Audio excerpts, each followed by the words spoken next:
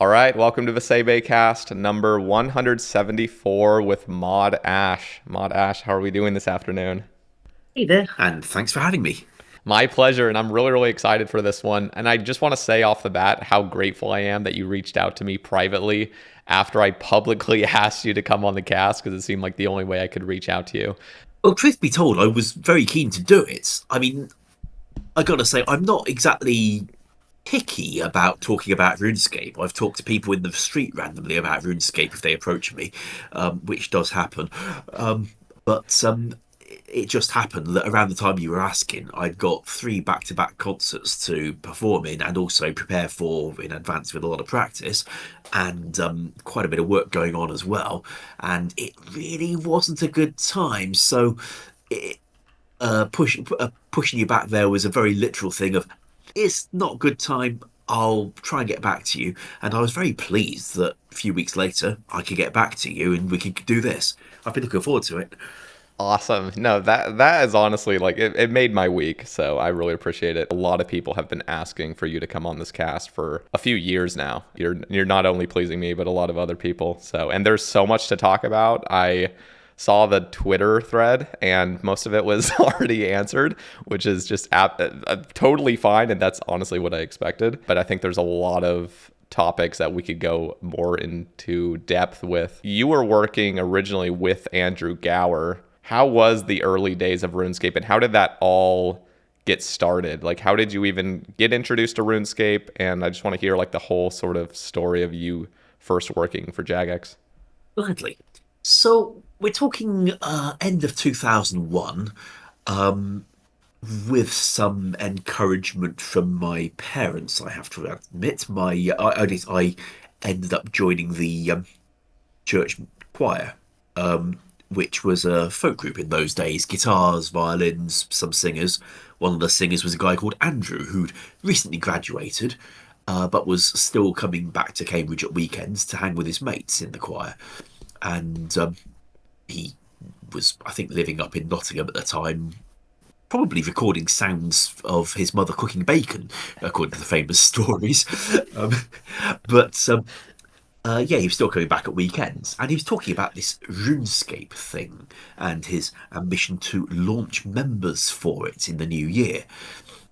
Now, I didn't know what a RuneScape was. No one really did in those days. There weren't that many people.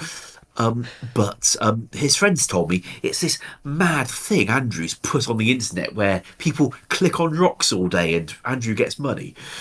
Well, that's not really made it into the marketing copy so far, but that was how it was described to me.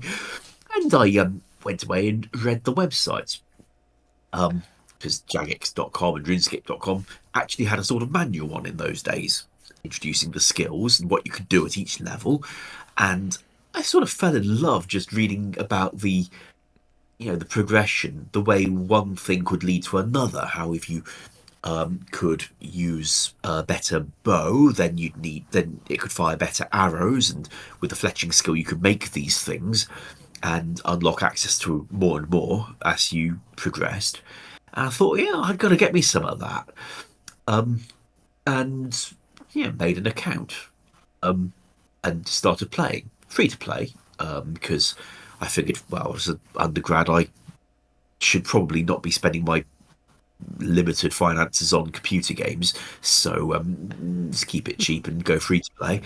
So, of course, all the adverts at the top of the screen, and just played a lot. Eventually, once I'd done Dragon Slayer and sort of felt that the free to play world was complete for me, I was really gagging to see what those monks on the docks would take, that island of Entrana they keep talking about, and the gates on either side of Tavali. I've been standing next to those gates, spinning the camera. You know what the camera in RS Classic was like. It was Yeah. kind of spun, but locked to various angles in between.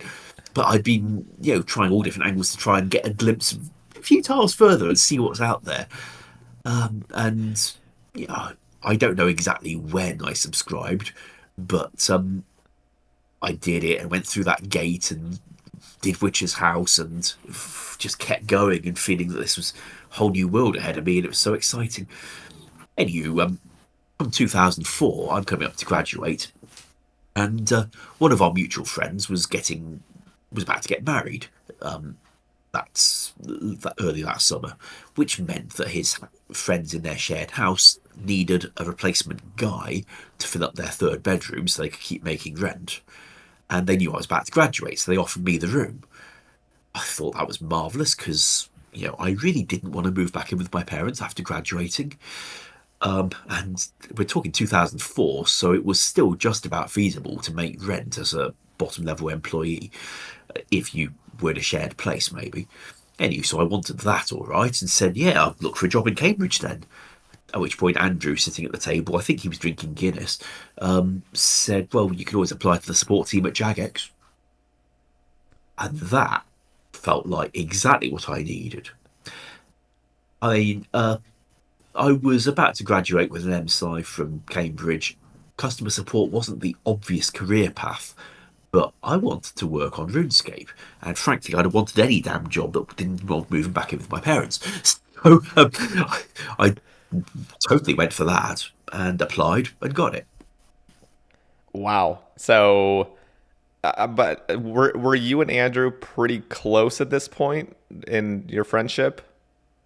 Well, we hung out most weekends. He was still coming back to Cambridge every weekend or so to hang with the choir and hang with his mates. And yeah, I'd been round to the shared house I ended up living in to parties that Andrew would always be at because he was part of that group, even if he didn't live in the house anymore. He had lived in the house, in fact.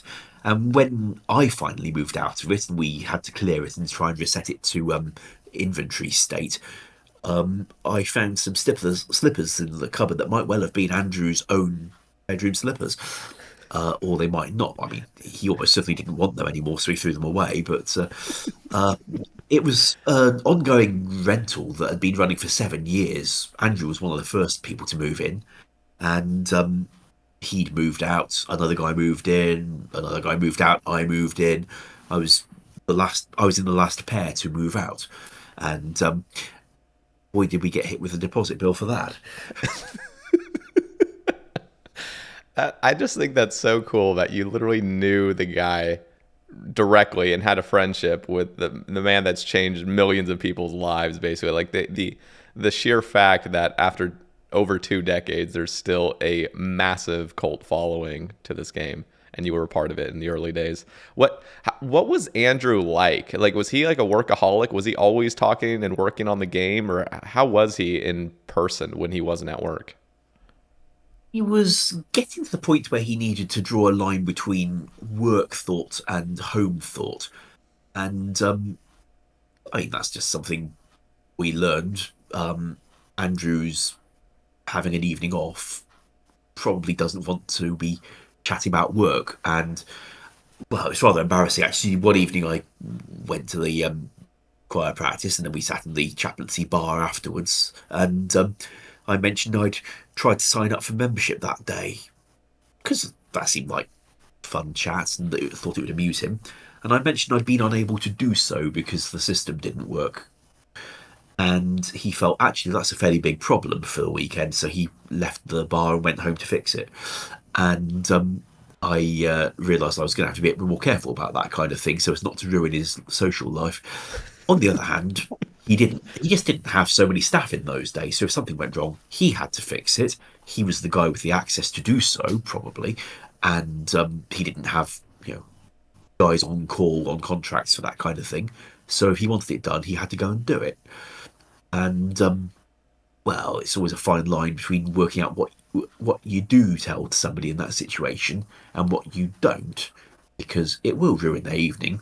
On the other hand, people can't subscribe all weekend. That would actually have been a fairly big deal to him, I think.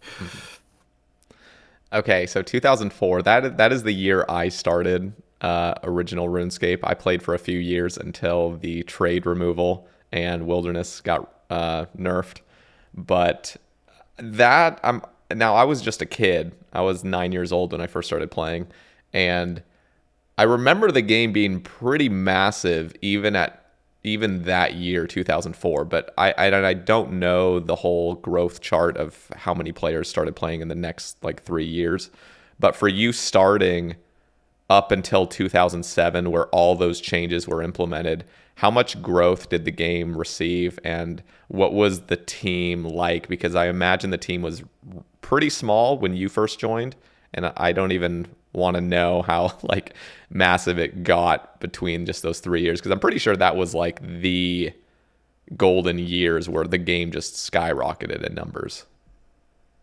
Pretty much. So, I joined in July. That'll be 20 years ago in 2 months. So I'm rather enjoying the retrospective at this point. And they launched RS2 in at the end of March, 2 days before the end of Q1, as it was pointed out. Um, Now, I didn't see a lot of data and charts and the like, but I heard that when Andrew first launched a members version at the start of O2, end of February, he got 5,000 subscribers in the first week, and them that all $5 a month in those days, really felt like he'd got something there, because suddenly he could move back to Cambridge and rent a house again, not have to live with his parents, which is so no more recording of bacon sound effects for the game. And then only a couple of years later, he could buy a house in the same neighbourhood, still near the same shared house of his friends, by the way. And he could buy a car from the I think it was a Ford showroom that he'd been walking past to get to work, or cycling past to get to work every day. He could just go into it and buy a car, and well, drive away that day. I don't imagine there was a credit agreement needed. So membership obviously didn't stay at 5k increases per week for long, but Andrew had set out a sort of progression of milestones and how they'd be celebrated. So when we got 50,000 members, we'd go on this kind of day out. When we got 60,000 members, we go on this kind of day out. And they were, well, I think it was every 5,000 members, there'd be another treat to celebrate it as the milestone was passed, leading all the way up to 100,000 members. We'd fly to New York.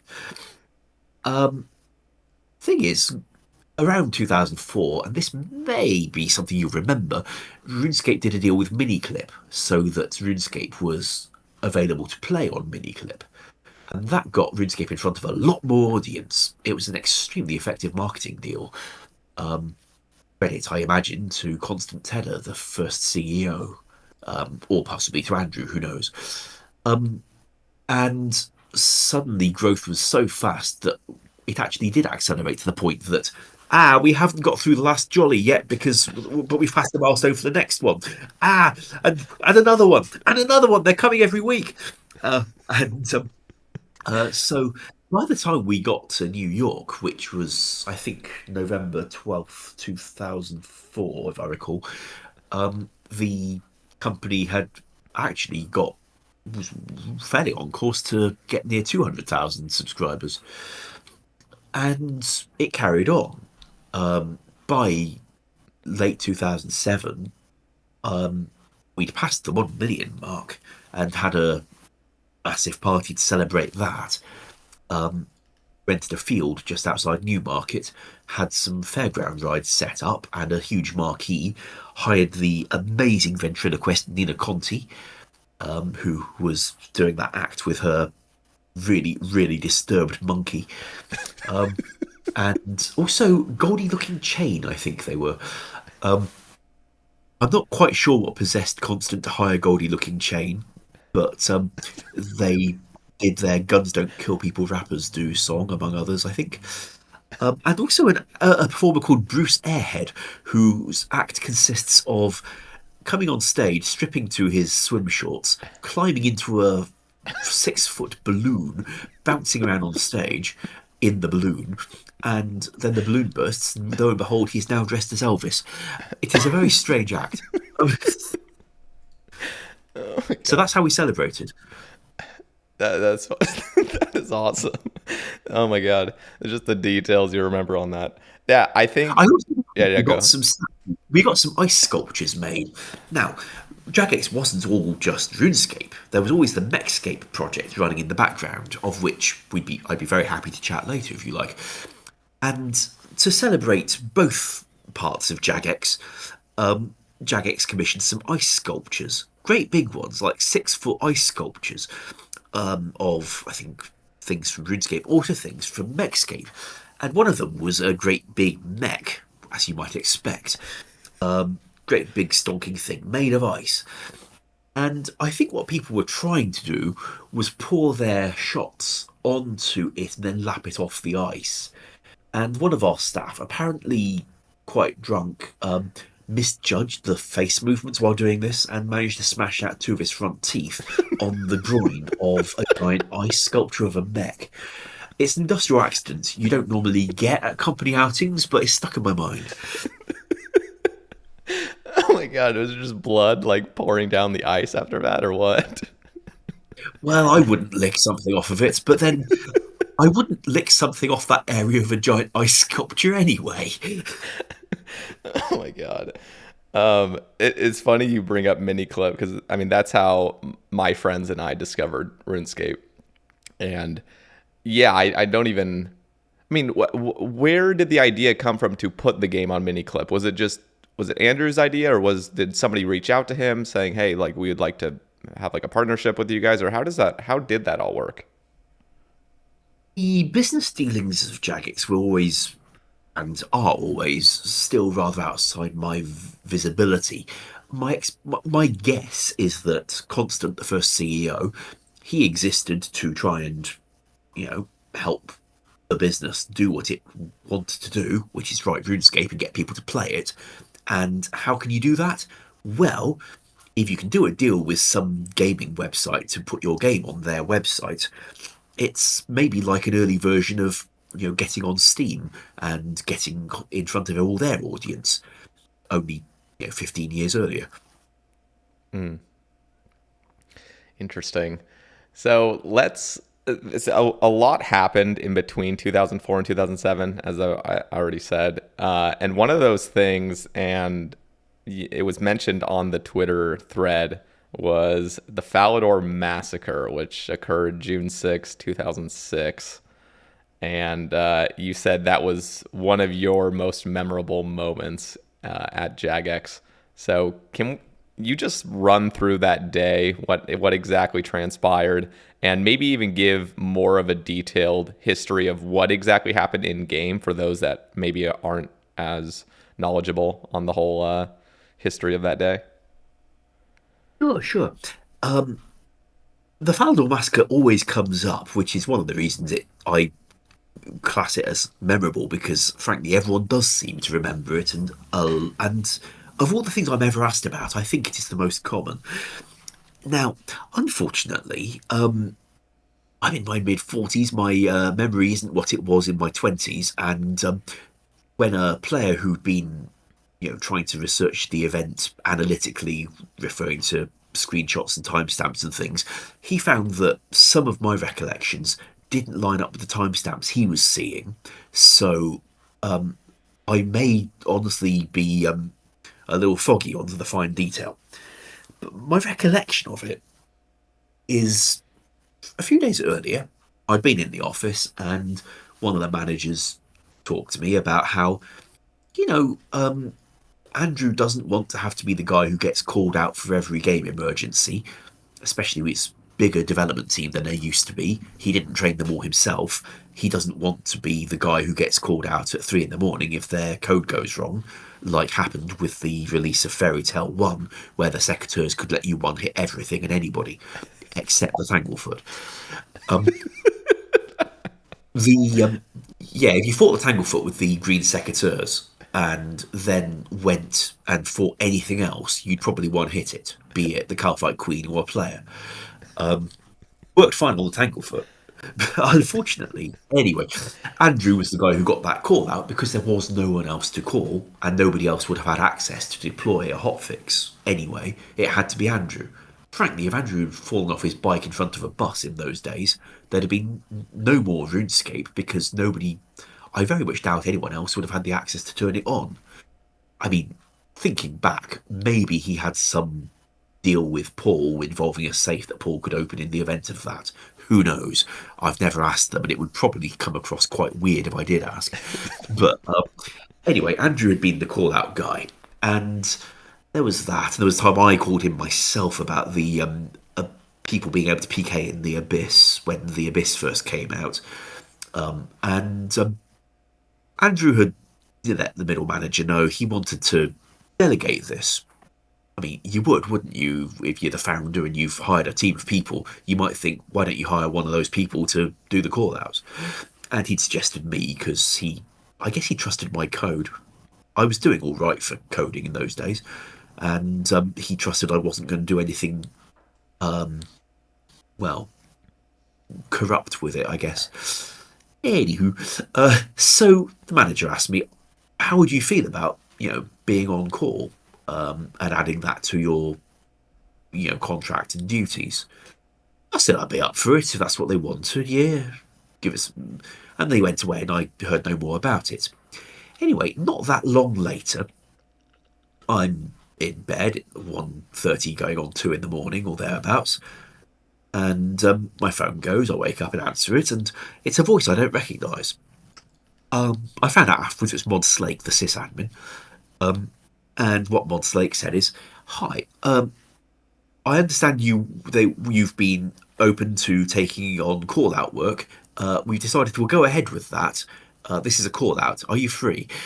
So, yeah, I wasn't doing anything. Story of my life in those days.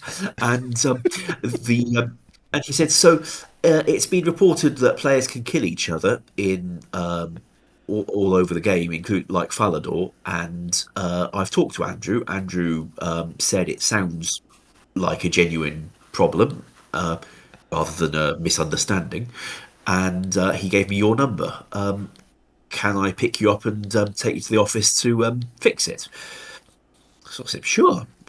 Gave him my address and got dressed, went outside to wait for this person. And I didn't know who it was because I couldn't recognise the voice. I knew Mod Slake, but I didn't recognise his voice on the call, and I'd forgotten to ask who the hell I was standing in the street waiting for.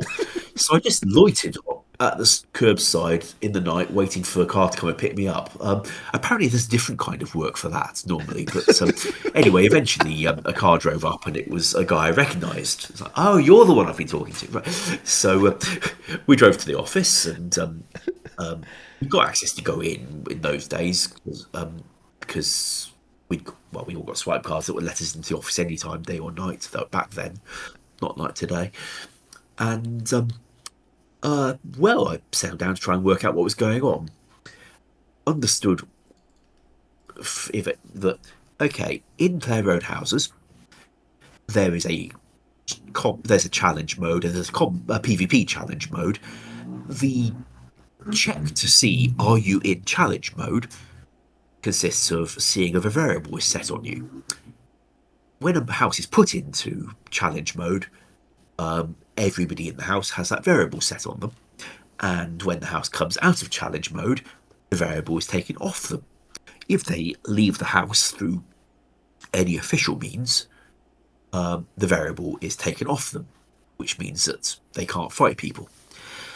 Now, as you can imagine, if a player leaves the house in a way that isn't handled correctly, they may still have that variable set on them, saying they're in a house in challenge mode. And the way the combat system had been updated for PoH launch was to say, if you're in the wilderness, you can fight players. Well, that we're used to. If you have this variable set on you to say you are in a house in challenge mode, you can fight other players. Now, that's not so safe, because it doesn't know where you are. It knows you've got the variable set on you, so you've clearly been in a house that was in challenge mode, but it doesn't know if you're there now. And that is what was unsafe about the code. A developer more experienced would maybe say, if you are in a house and have this variable set on you, then you can fight other players. They might even check, as a sanity thing, whether the other player has the variable set as well. or that the other player is in a house, things like that, to make sure that if a variable is left on the player when it shouldn't be, they aren't able to, do the Falador Massacre. Now, of course, developer back in those days who'd written PoH, with the best will in the world, he didn't have the extra 18 years of hindsight or whatever it is that we've now got to look back on what he wrote. And also, he wouldn't have very easily been able to write a check saying, is the player in a house? Because the game engine in those days didn't have a lot of the commands it has these days for seeing what kind of instance the player's in. Now, he might usefully have put a check saying, is the player in an instance at all? He could check for that. And only if they are in an instanced area and have this variable set would he let them fight other people. That would have restricted the PvP encounters to, well, almost nowhere, frankly, because there were almost no instances where you'd meet other players in those days. They were just cutscenes, pretty much. So, cutscenes and player in houses. And you don't see other people in cutscenes, so that wouldn't have been a problem either. That's a check he could usefully have put. Again, with hindsight, but I wish to God he'd done it. Well, having understood that the problem involved people having the variable set and having left the house with the variable still set, what I did was unset the variable on people trying to do combat and stop the house setting the variable on anyone else, so that challenge mode was effectively turned off for the night. And well, the player eventually was kicked offline, I guess, or went offline, or had enough. And on login, they wouldn't have the variable set anymore because logout would wipe it. So the massacre was over, and that was just left for, well, apologies to be issued. And in hindsight, Andrew now added a thing to the game engine that lets people check more effectively what kind of instance the player is in at any given time, so that we can avoid writing that kind of bug in future. What was the community like back then? I mean, I imagine most of it was directed toward directed on the forums. Is that correct? Were people freaking out about the whole incident? Like, how big of an impact did this seem? I mean, obviously everybody knows about the Falador Massacre now, but at the time, did this seem like everybody in the game knew about it, or just a select portion that were there? I think everybody in the game knew about it. Now, it wasn't like today with social media being as advanced as it is, but there was a YouTube, I think. People would post clips of things, and there was fan sites, and it was frankly the most interesting thing that had happened for quite some time. PoH launching was a pretty interesting thing, but this was still a very, very big deal. And yes, everyone knew about it, everyone was talking about it, and frankly, it's remained one of the things I still get asked about most. Interesting. Those really were the days, though. 2006, when construction released. I mean, my 1 hour of computer time I was allowed was all spent at the POHs, going to house parties, and I was that clown that would pull the lever in the throne room and throw people down into the trapdoor. And then there was always like the two E-daters on the throne. And those were just honestly really memorable times. I wasn't there for the Falador Massacre. I think I remember several weeks later hearing about it. But wow, what a time. So what was the PR like? Did you think, like, did this have a detrimental impact on the game, knowing that this was like the first big bug, or did it really matter at all because we were all just kids and we didn't really care? It was a different time. I think there was a lot less sense that people had invested, a decade of their lives in accumulating the items that were PK'd off them in Falador. And to be sure, some people lost considerable value from it, and I'm pretty sure there was no restitution for it.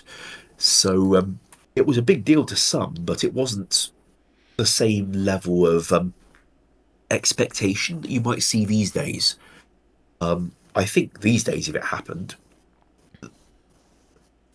players would have absolutely no hesitation in saying they wanted to be given back what they'd lost. And why wouldn't they? It seems a reasonable thing to want after an incident like that. And increasingly these days, we might actually have the technology to, identify what people really had lost and do something with it. But back then, I think it was unfortunate, and people sort of moved on or wore it as a badge of pride that they had been there and seen it and experienced it, and maybe even lost something to it. Um, Now, the talk about the Falador Massacre has gone back and forth over the years. There was a time, a few years back, when I was asked not to talk about the Falador Massacre in a forthcoming interview. We shouldn't talk about the computer game one, lest it come across that we are in some way comparing it to the severity of surviving a real one. Now, I'm not. I take that seriously, but I also think that most of the people who talk to me are wanting to talk about a computer game and understand that the answer is going to be about the computer game. So I'm very happy to talk about it on your podcast. Awesome. Okay, so the one thing came to my mind when we were talking about this is the idea that, back then it didn't really matter. I mean, it mattered to lose your stuff, but that was kind of how the game felt. The game felt a lot more risky, and if you died, I mean, your items just showed up for everybody. Everybody could loot you. You almost waited for players to die in risky situations just so you could be there to pick up their loot pile. And nowadays, and you were a part of it, if I recall correctly, on Old School's kind of change up with how the death mechanics work. Originally, it was like an hour long where your items are just on the ground. You can pick them up in an hour. Nobody else can see them. And now we have the gravestone system. So I guess I want to hear your thoughts on how you see the risk in this game, how it used to be versus now, and is it appropriate, all the changes that have been made? I've done quite well myself from finding stuff that people left by dying in a risky area. In fact, I went when I was doing Desert Treasure. I got full rune when I went to see Desus, because there was a guy trying to run away, but Desus kept teleporting and following him, and he eventually died. I picked up his stuff and tried adding him to my friends list and checking around Lumber to see if I could find him. Couldn't find him. Kept it. What else was I going to do? Went off and killed Desus myself. So yeah, I was sorry for that to change. The reason it was changed, I mean, we're talking, what, end of 2014 or so, was Old School being DDoSed all the time. That was just a thing that happened, and Jagex did not have the infrastructure to protect against it in those days. Frankly, I think there's been a lot of attention, not just at Jagex's level, but national government level, trying to avoid the internet being used for DDoSes in that kind of way. And yeah, I saw a guy went to prison recently who was listed as having done some pretty shit stuff, like leaking people's psychiatric records.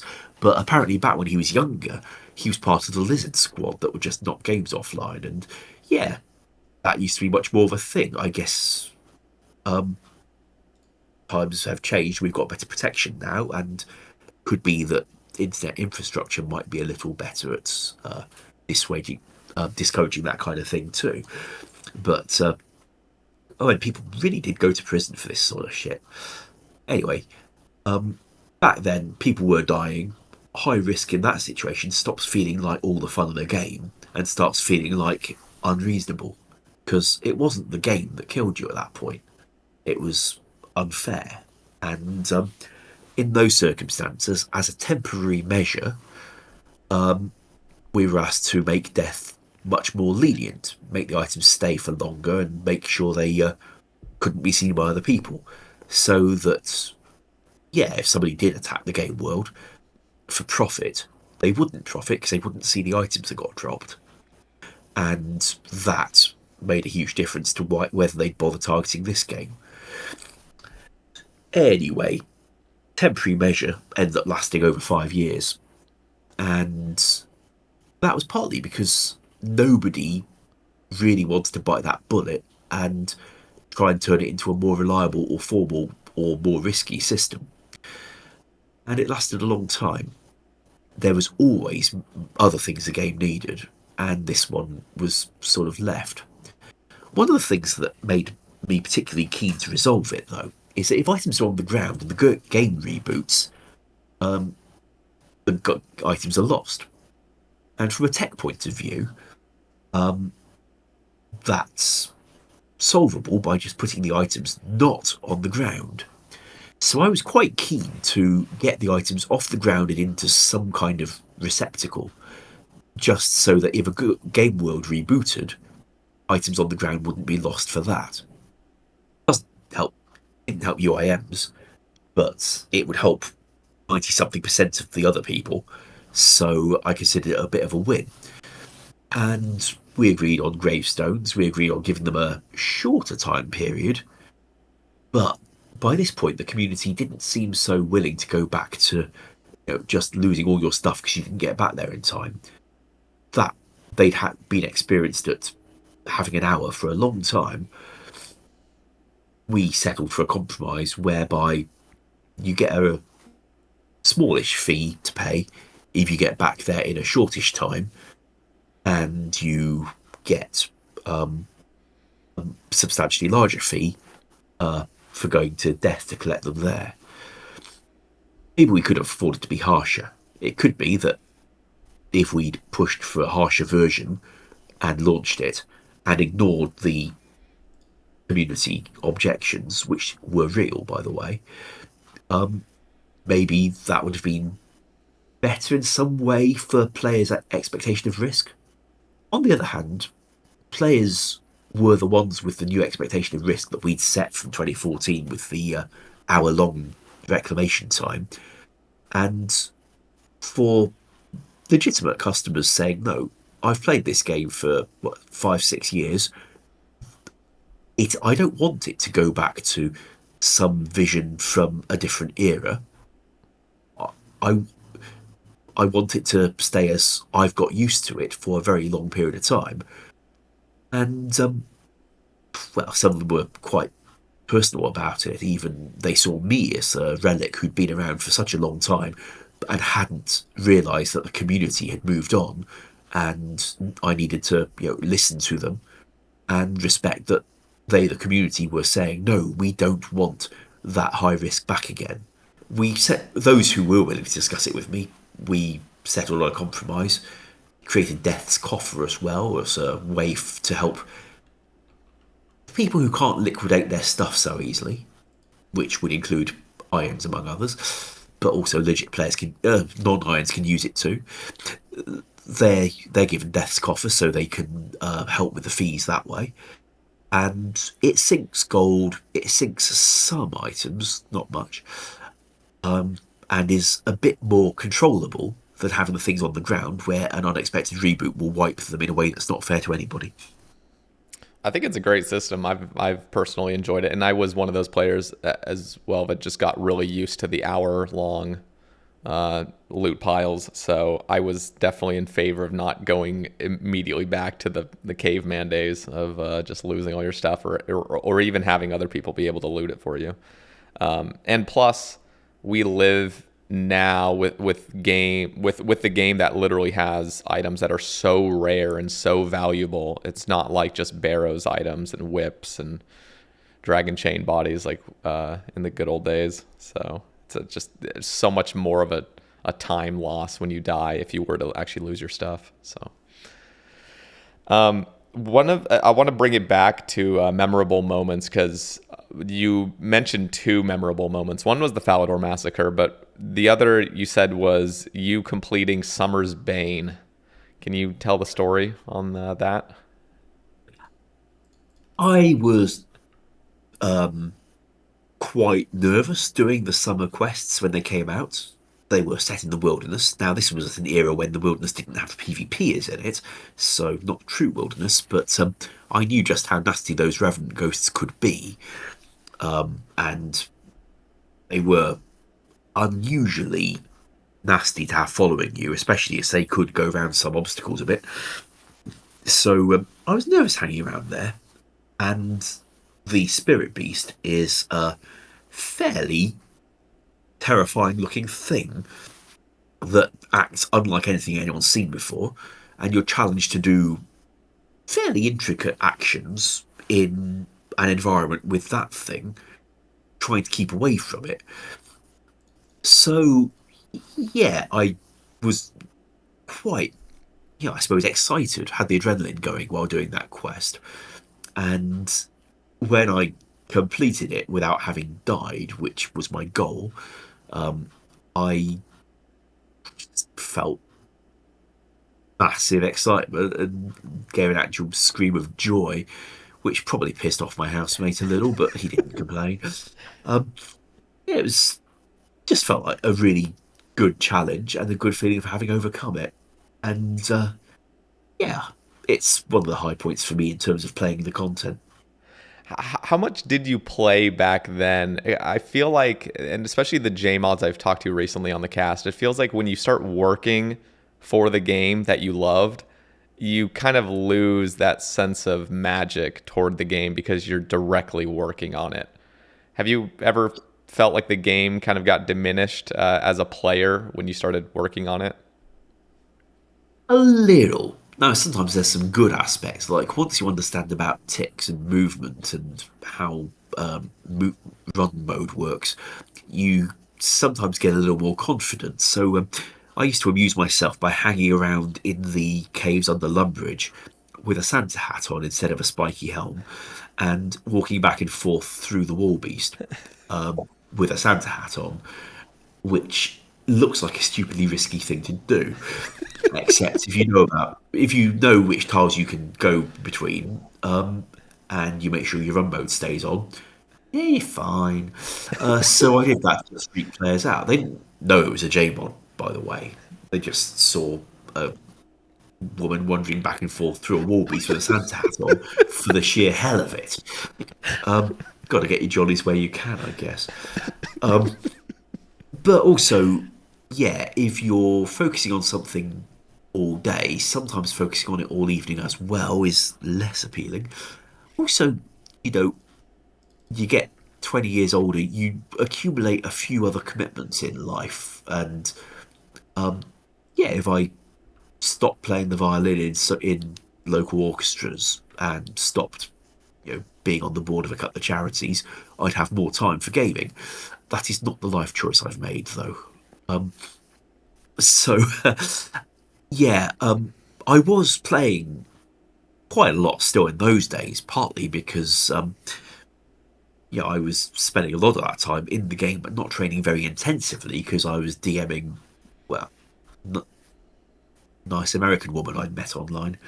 She's my wife now. So that was time well spent. That's amazing. That is so cool. One of the questions that came up in the thread was like, how do you respond so fast to posts? It's like, well, one of the answers is I learnt touch typing as a young adult by playing RuneScape in dark rooms while still DMing the woman who's now my wife. So I got better at typing in the dark. Now I touch type fairly well. That's awesome. Yeah, that is actually something I wanted to bring up. Just the amount of tweets that you reply to. And I mean, some of the dumbest tweets I have ever seen. One of them you actually linked, I think it was the whole, like, it must have been a typo. The guy talking about, wanting to have a comparable armpit or something for his boots. Oh yes, with armpit sets in the game, and there was a follow-up tweet about how somebody wanted the how somebody was worried about how their armpits would be draining. Well, I know they meant armor and that autocorrect has not been their friend, but just, oh my god, this person wants armpit sets and this other person is draining their armpits. This is disgusting.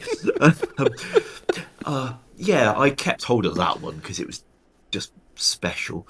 I'm used to people talking about dairy rewards all the time rather than diary rewards.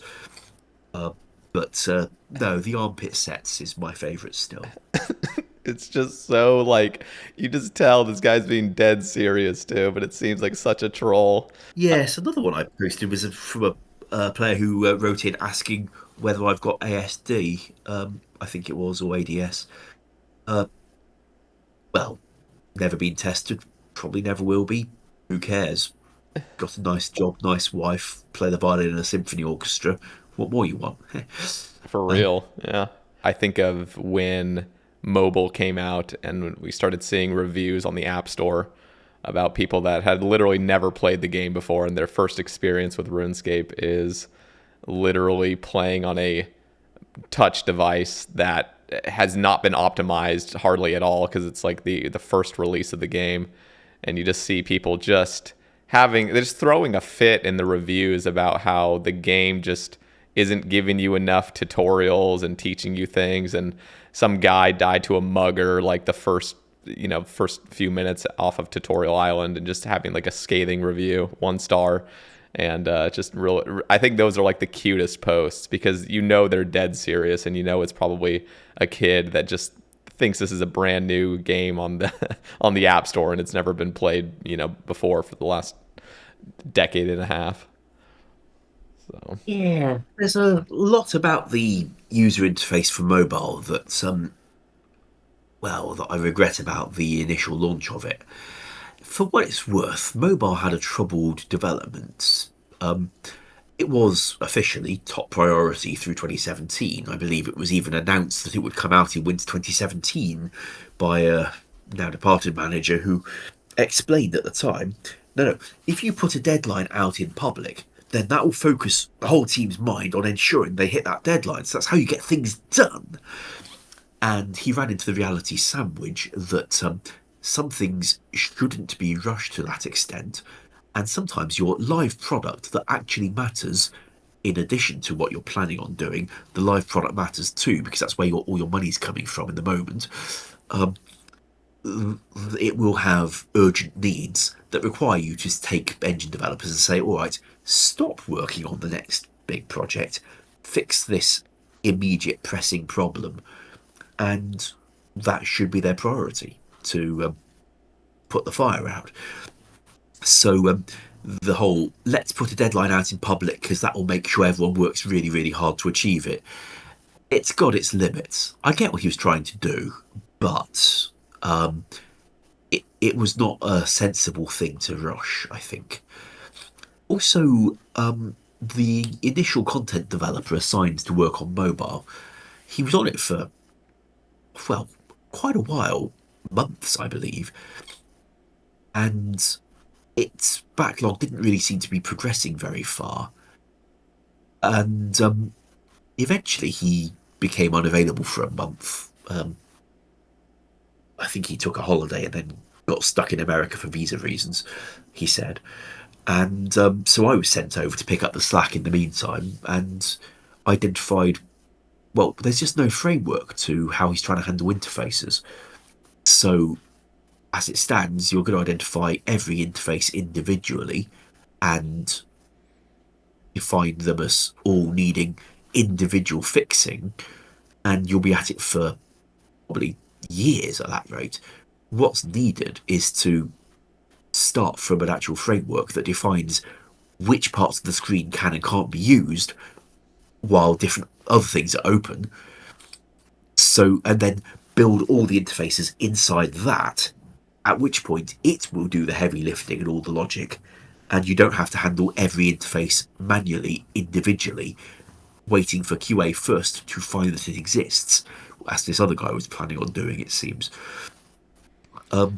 Anyway, he eventually left the team for reasons, and when Old School RuneScape won an award at the BAFTA ceremony in 2018 for Best Mobile Game, um, which we thought was amazing, considering, as you've described, some of the drawbacks it may have for that.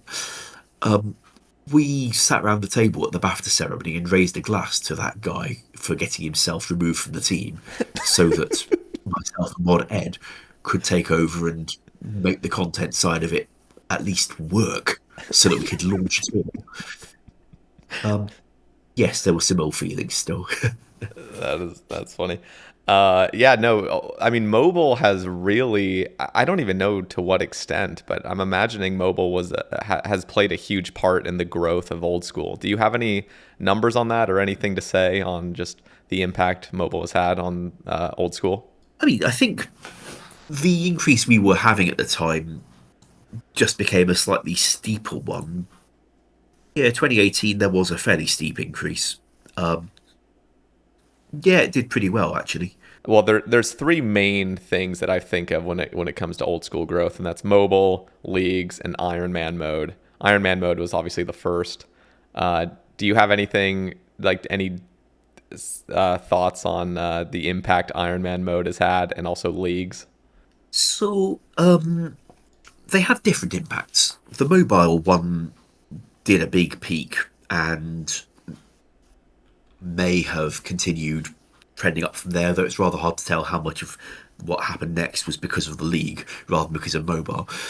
Um, I think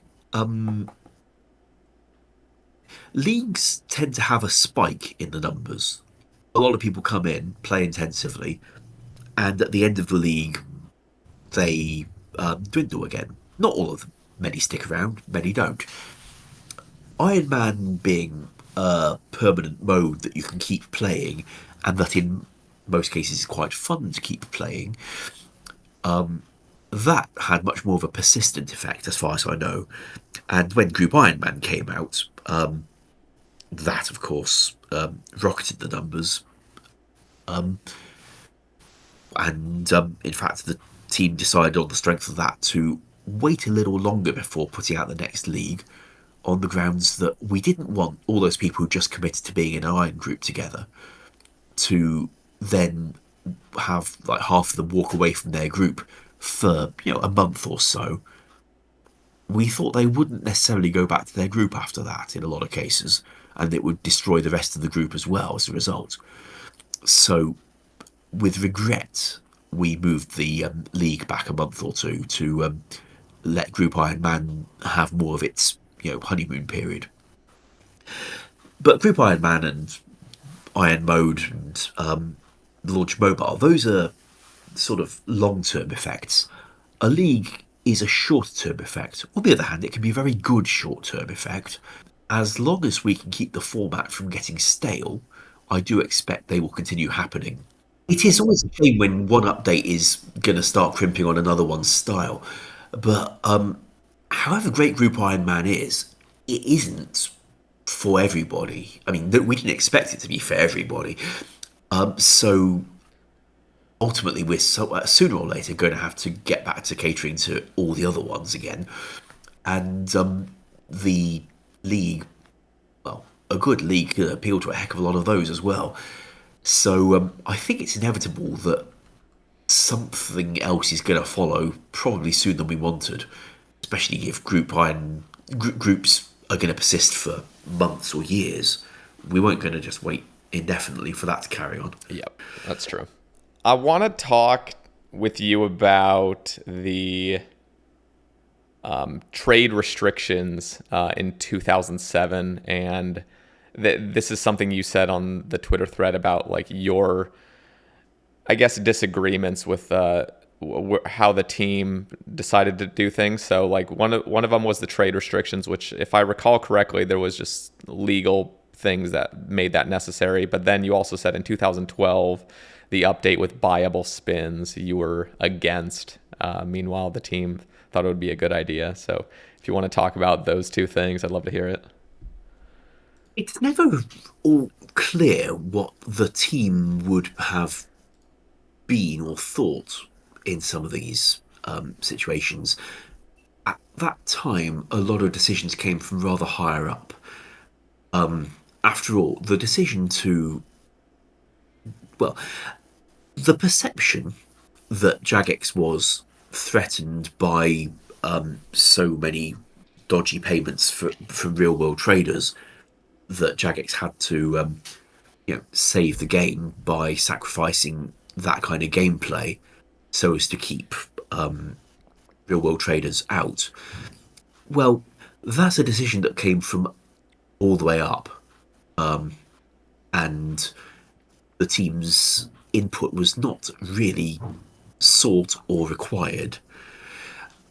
Nevertheless, we understood why it was being done.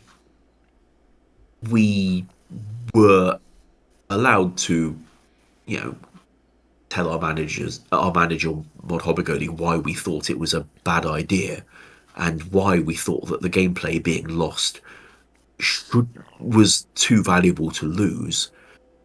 But ultimately, it was above his level. Even he was advised that if we did not do these things, then we might not be able to take subscription payments ever again, which would, well, completely cripple a game that's trying to be a subscription model. So, arguments about, we'll lose a lot of customers were met with, we might lose even more customers if we don't do it. But the trouble is, all that discussion was comparing doing that against doing nothing. And that wasn't the choice. There would have been other things one could do. Maybe we'd have had to have the trade restrictions in some form, but it didn't have to take out the wilderness. Now, I talked to Mod Hobagoli about this when he was head of content, and he didn't see the problem. From his perception, as he explained to me, the wilderness is bad gameplay. You are going in there to do something like a clue scroll, or use the mage arena, or mine the runite rock, and somebody comes along and kills you. That is griefing. Griefing is bad gameplay. No one's going to miss this, he said. And I think he was rather missing the point. He was saying he wouldn't miss it, but who the hell is he? He wasn't a paying customer. The customers, on the other hand, included a lot of people who thought they would miss it, and they weren't interested in being told by Mod Hobagoli or anyone else that they shouldn't because it wasn't good gameplay anyway. They knew what they were paying for. And we could actually, in hindsight, have let them carry on fighting, even if we had to restrict how much they could receive from doing it via a trade restriction. Now, this may sound weird, like who'd want to fight in an environment where they can only get limited loot, or no loot even. And, well, a few years later, there's a red portal open next to Clan Wars that let you go into an environment where you could fight and have a dangerous fight, and you'd be limited to how much loot you could pick up from the people you killed because of a trade restriction. But you could at least fight, and they would be losing something, so they were incentivized to care about dying. And that gave them emergent gameplay that they just weren't getting anywhere else, since the wilderness was blocked for it. And I'd say the use of that demonstrates that we could, in fact, have treated the whole wilderness like that, and maybe lost a lot fewer players than we had to. That's hindsight. I didn't say that argument at the time, so I can't blame our managers for not having thought of it either. But I do think that the team was given an all or nothing situation and told, if you do nothing, the game will end. Therefore, you must do this, however damaging it is, and there wasn't really a lot of scope to debate it.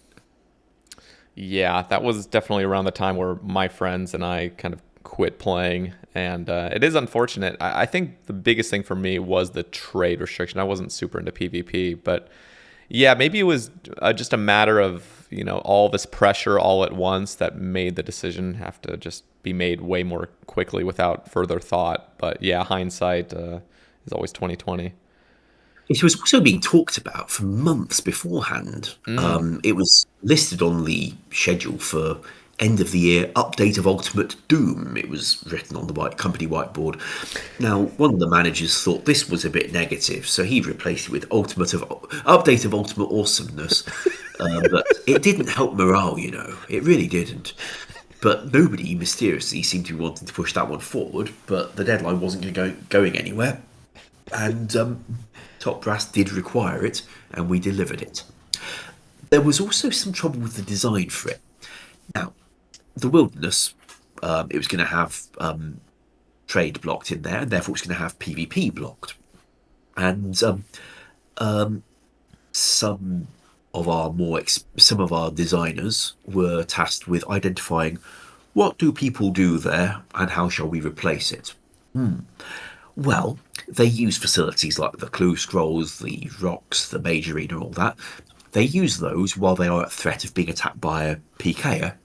We should create some ghosts that will follow the player around and attack them. That will replace the PKers. Now, people go there to fight in single way. We shall replace this with a bounty hunting minigame, which was actually quite good. People go there for multi-way battles. We shall replace this with clan wars. Therefore, all the boxes are ticked. We have satisfied the customers, was the assumption. Now, I didn't think that was going to satisfy the customers, and frankly, I don't think anyone really thought it would satisfy them. But it didn't cover a lot of what was important to people. The ability to, have a clan war, that's fine, but an arena where there are two teams and all the fights are safe, and the fight ends when everyone from one side has been kicked out of the arena, that doesn't actually describe a lot of clan wars at all. For the ability to have people run back into a fight, it was a very popular request at the time. The developer assigned to that project said he didn't think it was possible. A few years later, with no additional engine features, I made it possible. So, yes, it could have been done. Unfortunately, with the designs that had been put in place, we're going to launch Bounty Hunter, we're going to launch Clan Wars, we're going to launch Revenant Ghosts. The Modhobagoli didn't necessarily see that the designs needed looking any further into. He knew that they'd, been given the nod by Top Brass, so his duty was done. His duty now was to make sure they got implemented and launched. So I came to him with to raise a concern about the Revenants. The developer who was working on those had resigned and left to spend more time with his family. He wasn't doing it to get away from the project, by the way. As far as anyone knows, he'd been making noises for a while about how the cost of living in these parts and the cost of childcare meant that it wasn't actually worth him having a job. So he may as well stay home and look after his kid and not have a job instead of paying for childcare. And he went and did it. Anyway, so I inherited the original Revenants. And I took a look at the things and like, my God, we can't launch this. It's not fit for purpose. Now, the design was fairly vague. You're in the wilderness, ghosts will occasionally attack you, like this will replace PKers. And yeah, what he'd programmed technically matches that description. But the way he'd programmed it was unacceptable. While you were in the wilderness, there'd be a timer running on your character, and every so often it would count how many ghosts were currently around you, and if it were fewer than 7, it would spawn more ghosts. And therefore, as you walked, you were constantly under attack. That's not the case for the wilderness. You might see nobody for a while, and then suddenly somebody comes out there and they're really dangerous. But he'd written it so that you were continually under attack all the time. Can you mine a rock while being fought by these things? No. Can you open a clue scroll or use a sextant or anything like that? No. But that's what he'd been told to write. Ghosts attack you. What more you want? So that's what he'd done. I went to Hobagoli and said, look, we can't launch this. You can't use the wilderness. In fact, you can't even walk across the wilderness because, by the way, he said, yeah, the ghosts can use attacks like freezing you and tele-blocking you. And the way he implemented freezing, you could never walk because they did it all the time. They didn't use the normal kind of freezing where you get a bit of immunity after it. He'd used a different way of implementing a freeze that also stopped you from eating or changing path if you were already walking. It didn't stop you walking, in fact. It made you carry on walking before you could change direction or stop. So it just made the game feel laggy. As I say, you certainly couldn't mine a rock. Anyway, I explained this to Hobagoli, and he said, no, the design was approved. The design's been approved at the top levels of the company. So, no, that's what we've got to launch. It's been approved. So there can't be anything wrong with it. So I pissed him off massively by having a chat to Andrew behind his back. And I told Andrew what was wrong with the things and told him, so what we could have done is have the ghosts a lot rarer. They're not attached to a player at all. They're patrolling areas randomly. And therefore you might meet one or more in a pack, or you might not. And we implement it like that instead. And by the way, freezers don't have to be written in this awful way. And Andrew said, oh, yeah, do that instead. At which point I could go back to Mod Hobagoli and say, so it has been approved at the highest levels that we're going to scrap what's been done and redo it to my design. And he was upset. I mean, rightly so. I'd gone right behind his back and undermined him and violated the hierarchy and all that. And I didn't give a shit because he was... What he was about to have us launch was not okay. Anyway, and by the way, I got the company founder happily taking my side. Yeah, much better idea. Ash can rewrite it in this way. So I did what I could in the 2 days I'd got, by the way. It took a lot of evenings in that time. And I'm not happy with how they were launched, but I'm a lot happier with what we launched and what we were meant to launch previously, even though it had been approved. Yeah. Yeah. Well, it's a good thing. This is actually one of those situations where you did do something. I remember there was a tweet on the thread of you potentially regretting having not talked about drop tables in Old School and just the whole route we went down with really absurd drop tables that were maybe too lucrative. Do you have any thoughts on that? And I think in your words, you were just wish that you had maybe said something, but of course at the time it wasn't as relevant or something to you. Well, it was not my project. I do obviously have an interest in other people's work if it's going to do things I'm concerned about. But when the team has like 2 developers, I had, of course, rather a high workload of my own, which limited my scope to focus on what the other developer was doing or what the QA was doing. And also, I didn't have the same strong feelings about it then that I do now that I've had the chance to see the outcome. So, yeah, I regret not saying something, but also I regret that in those days I wouldn't have thought to say it, even if I just wouldn't have clocked that it would have the impact it did. If I'd realised that, I probably would have said something. Where I didn't. When did it start? Was it Zulrah, would you say? Or what was like the initiation of it all? I think a lot of other monsters were buffed before then, or at least around then. Gargoyles spring to mind. Now, in some cases, the buff was not controversial. Like you get some food dropped by a monster that was not previously dropping any, so that your trips can be longer. That's down to Calfight, among others. But I think it sort of started the culture of putting a lot of resource drops on PVM. Now, of course, there was already resource drops on PVM, but I think we added a lot more in that era. I was always guilty of it too. And I think that did not pay off well, even if at the time players seemed happy to receive it.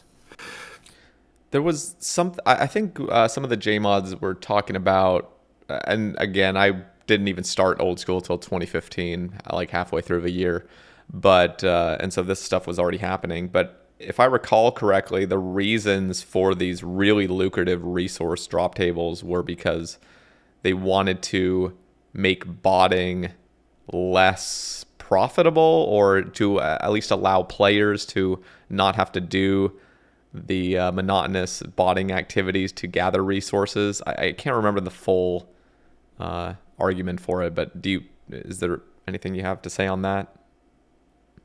I used that argument about Nightmare Zone, making it give things that were not skilling activities to gather in the first place, like,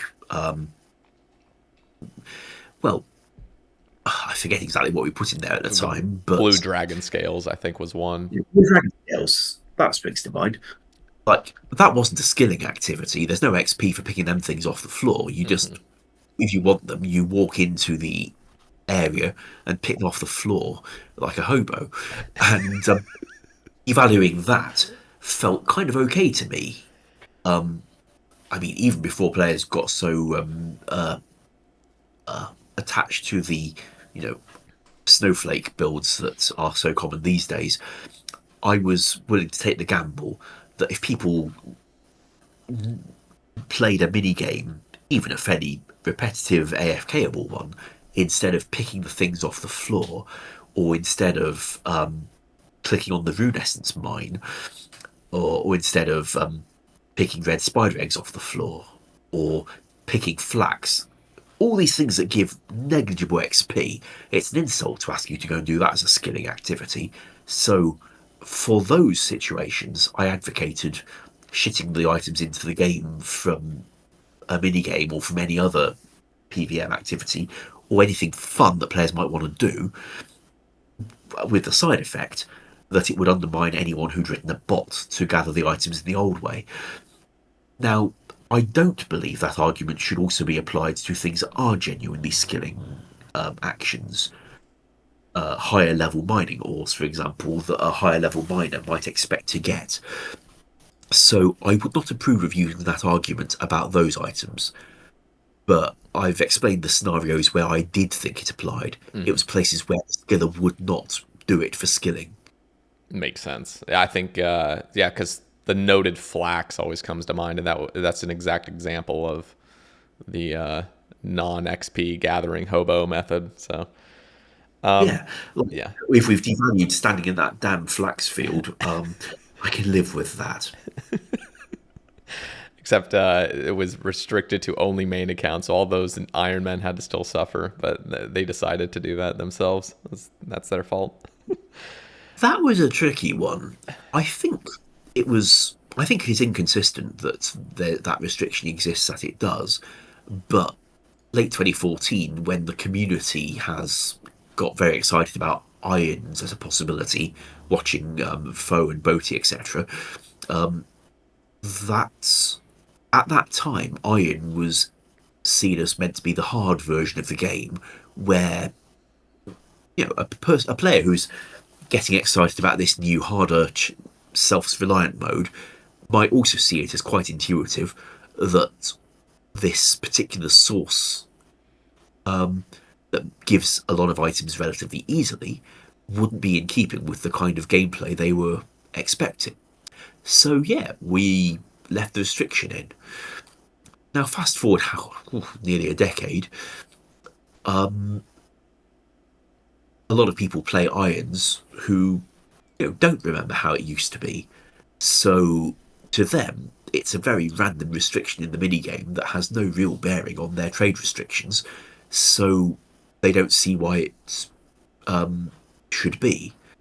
And honestly, the reason it is that we were catering to a rather more hardcore attitude to irons that was plenty prevalent many years ago, but quite possibly isn't today. It really did seem like the sentiment was the harder, more tedious, more obnoxious and masochistic a method is, that was respectable. Whereas nowadays, 10 years later, it really feels like the community's more focused on fun and reasonable, updates that actually contribute to, fun rather than just tediousness for the sake of it. If it were a more interactive minigame, then I think in all likelihood we would have told them on changing that restriction because, like I've said, it is not consistent with normal iron restrictions. Yeah. And the justification for it is about how, well, a different sized community of, in some cases, different people felt a long time in the past. And if it were a different minigame, I wouldn't be surprised if we put it to a poll. But it's that minigame, and teams rather more inclined to gradually weed the items out of it altogether for mains rather than opening them to irons.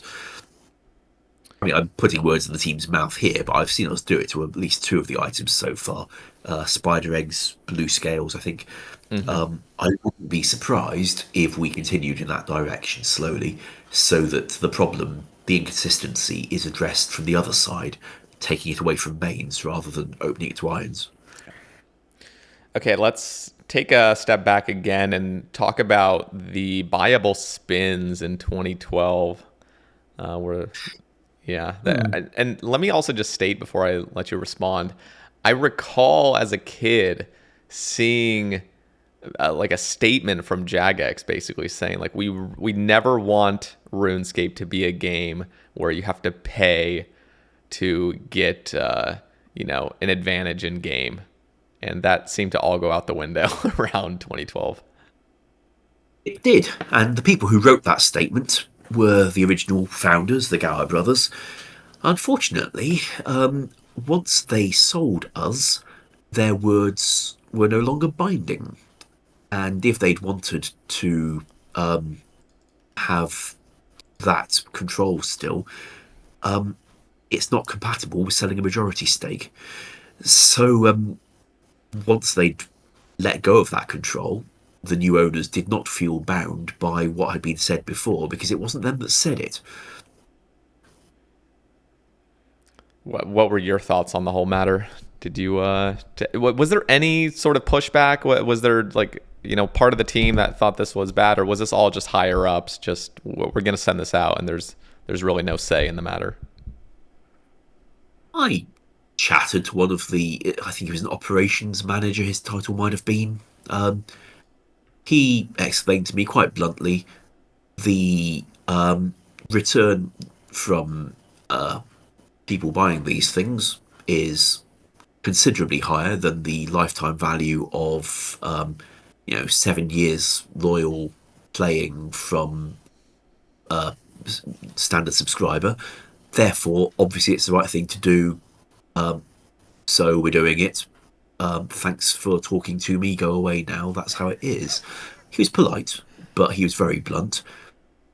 He saw that even if it alienated tens of thousands of players, which I suspect it did, although I have no evidence for that, even if it alienated tens of thousands of players, he reckoned it was going to make enough money to be worth it. And I didn't really like that approach to people who'd, played, invested, paid for a long time, given months of solid lifetime to it. I mean, not counting offline time. I mean, people are logged in for maybe over a years of time in total.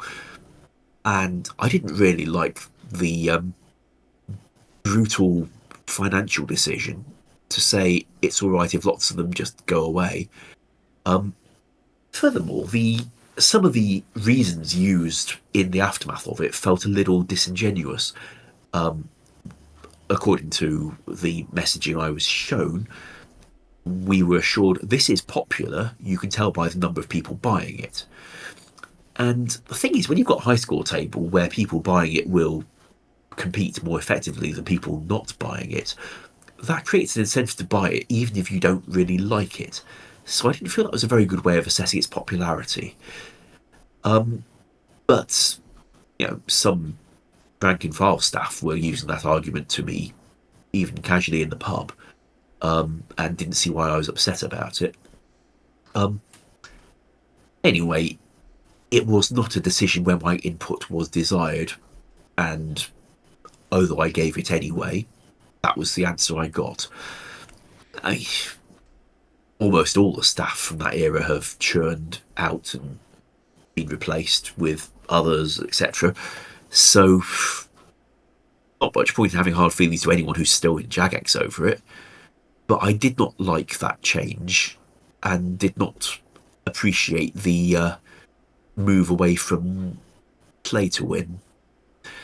I was therefore very, very surprised years later when old school players voted in such high numbers to have bonds in old school. I really thought they wouldn't vote for that, but hey, the community will sometimes want something even when I do not. And I don't have to like it. I can respect it. It felt like bonds were probably, when I think of microtransactions, probably the best way to implement them, because it seemed like people were going to be buying and selling gold anyways. And and I think one of the upsides to people that aren't participating in that but are still going to benefit from bonds are the players that play enough to now get free membership, basically just by playing the game more. And I think it also maybe, and I don't know how the economics work in all this, but I imagine Jagex is making a lot more money as well through bonds and players being able to legally buy their gold rather than the inevitability of those same players probably just buying it on third-party sites. So it opens the way for more people to be able to play who otherwise wouldn't be able to, I believe. And therefore, it is important to legitimate players for that kind of reason, and I respect that. I just didn't think that the community would go for it at the time. Hey, well, that's why we have polls, in case we don't know how the community feels about something. do you think, speaking of polling, do you think polling is here for the long haul? Obviously, it's been 11 years of successful polling. I think the threshold's the only thing that's really changed about it, going from 75% to 70 now. Still a super majority, and I think it was actually I think it was a fine change. I know there's obviously disagreements on that point, but do you ever think there will be a day where polling doesn't exist in old school anymore? I used to think that, but every year we run a big survey and check how the community feels, and the community still feels extremely strongly that polling is a very important part of the game for them. So no, the reason I thought for a while that it might go away is that we were seeing increasing numbers of players saying they thought it was a problem and that they wanted it removed because they felt that it was getting in the way of good content coming out. And sometimes it can be an impediment. It's harder to tweak things and do post-release feedback sometimes if you're obliged to get a supermajority of support for it. But for all we get a lot of contacts saying, no, get rid of polls. They've served their purpose. We don't need them anymore. When we look at a bigger swathe of players, we find that, yeah, there's a substantial number who don't like polls anymore, but they are dwarfed by the proportion that thinks it's very important for the game. And I don't see that changing, because it just hasn't year on year so far. So I'm not really expecting that it will change all the way to a majority wanting rid of them for the foreseeable future. Okay. There was somebody on Twitter asking your thoughts on Jagex potentially emulating the success that platforms like Roblox have had with a sandbox approach.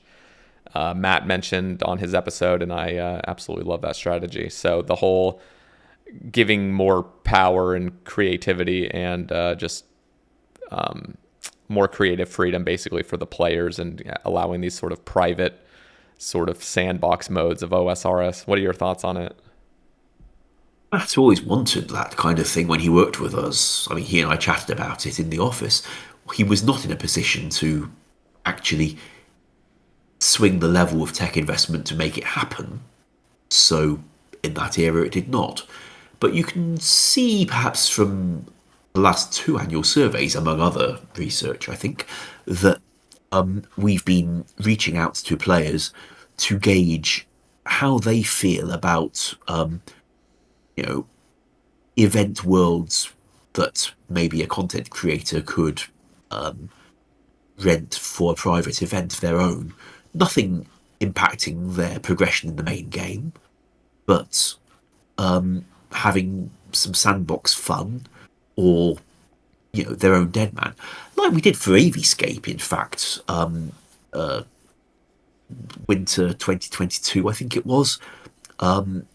We programmed a world to be locked to just his invitees, and he ran a dead man on it, and that was great content to watch. I watched it live myself.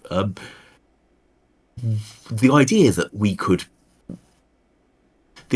serve that to players more widely, rather than as a bespoke thing for one content creator. The idea that anybody could get it feels fairer, and there's clearly some interest in it. We just need to make sure that if it ever happens, we don't cannibalize off the main game by taking all its players away from it. I don't think that's going to be a problem myself if it gets to happen. Anyway, whatever may or may not happen, you can see we're interested as a company in the topic by the fact that we keep doing market research on it, and you can imagine that it would take a hell of a lot of tech investment to actually get off the ground. So I wouldn't expect to hear anything public for months at best, maybe even over a year.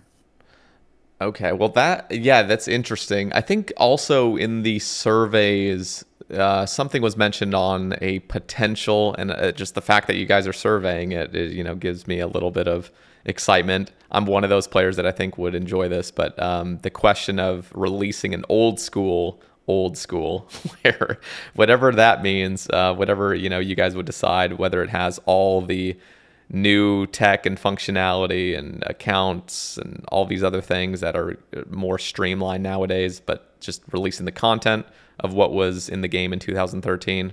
What are your personal thoughts on releasing an old school in the future? Setting up your community is a risk, and in 2013 it's a risk that Jagex took, and it paid off in spades. So it's totally not off the table. That's how we have an old school at all. Now, it's been longer since the launch of Old School than it was between 2007 and 2013, so it seems fair that this kind of thing's being talked about by players, especially as, not everyone likes all the updates. Some might really enjoy getting back to how they remember it. So I can see there being some interest. But you'll understand it is when it's going to be more similar to Old School than Old School was to RS3. That makes it a slightly bigger risk than it might otherwise be, because it really can split your community a lot more heavily at that point. And if the bit that splits off doesn't, stabilize and flourish and start growing, then you might have just split off a chunk of your community and thrown them away. You're not necessarily going to get them back to your main version. Anyway, let's leave that risk aside and assume that if it happened, it would get a good audience, and that we'd still, of course, have a good, stable audience on Old School proper. The next thing it would need is for people to be able to log into it, and that means it's going to need an account system and customer support and billing and save game infrastructure. it's going to need a chat system in itself, even if it doesn't connect to the one that RuneScape and Old School are using. It's going to need all those things.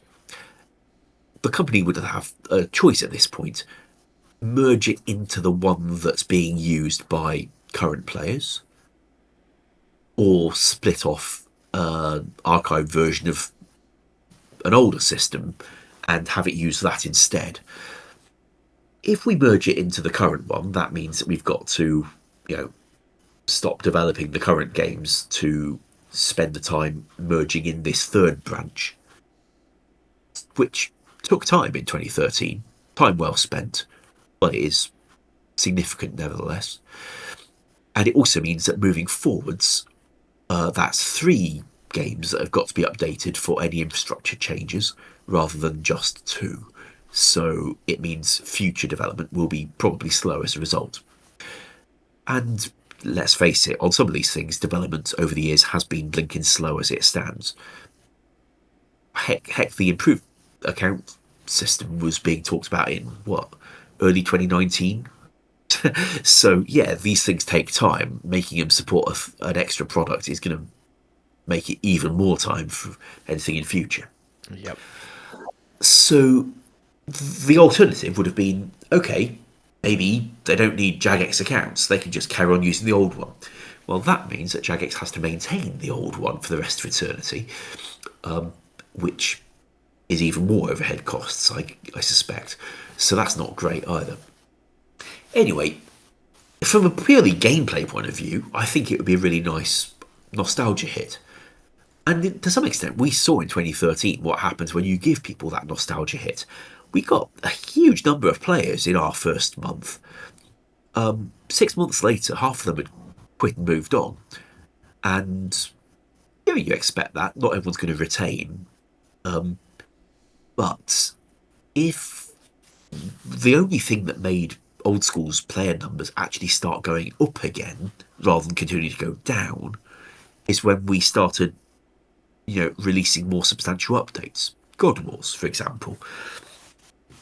The fact that we could deliver that and deliver a new Slayer monster a few months later, that kind of thing showed players that it was worth investing in this game, because it wasn't about to just dwindle away again and take their effort with it. And that's when numbers started going up. So unless this old school were allowed to keep doing things to remain fresh, I think it very likely, based on what happened before, that it would dwindle into a very niche thing. A bit like RS Classic was in the final years of it being online, where it was there. It had a very passionate community, just not a very big one. And I think Old School would have turned into one of those if we hadn't been able to make it keep fresh with updates. Commitment. Yeah, it seems inevitable that updates are just absolutely essential. So I guess what I think would be the consequences of having the old school version. Good nostalgia hit. What happens next may not be so good, and we really don't want to fork a substantial bunch of our community into something that we think will dwindle and dry up in a few months. Yeah. Interesting. Yeah, we'll have to see later down the road. I think in the next 5-10 years we'll have a better view of what the potential is for an Old School, because who knows how much the game will change by that point. I know, and like you said, there always is that niche portion of the community that only wants like an Old School, and they would be that cult following of that until the end of time, basically. But you're right about... Yeah, for that kind of thing, I think it would be quite valuable. Mm-hmm. There just wouldn't be that many of them necessarily. And,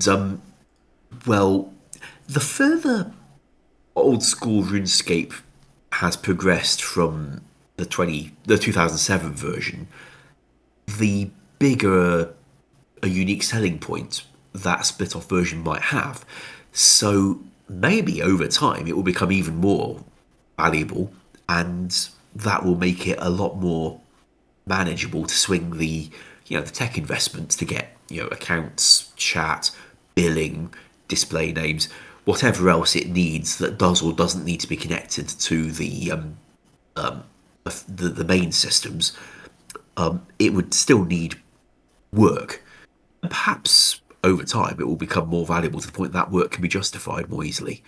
But you will have noticed a lot that getting things done for account systems, name management, engine work, whatever, high scores, we have always been quite limited for how fast that stuff can be delivered.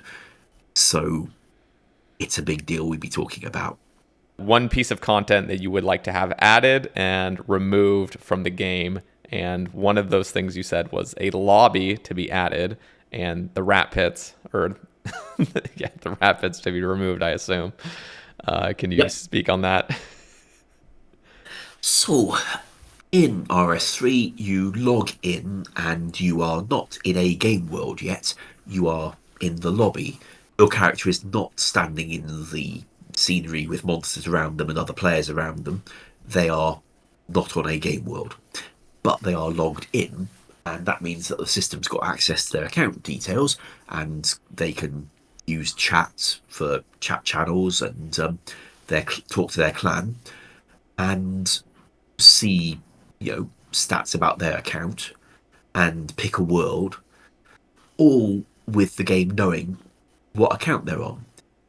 And that means things like it knows, well, it can know whether they're eligible to go onto a certain world or not, and therefore filter the world list sensibly to help with that. It can know what they're into and maybe make useful recommendations about which world they might want to be on. It can just have more preferences saved in their save game profile. And it can do all that and show, where they got inbox messages or how much membership they got left, all while they're not standing in the game world with a great big screen obstructing their view. I've never been comfortable with our message of the week screen being as it is, because you are standing in the game world while you're looking at it, and everyone can see you, and maybe you can be attacked, but you can't see anything because you've got this big fat screen there. I would like for that to be a lobby instead.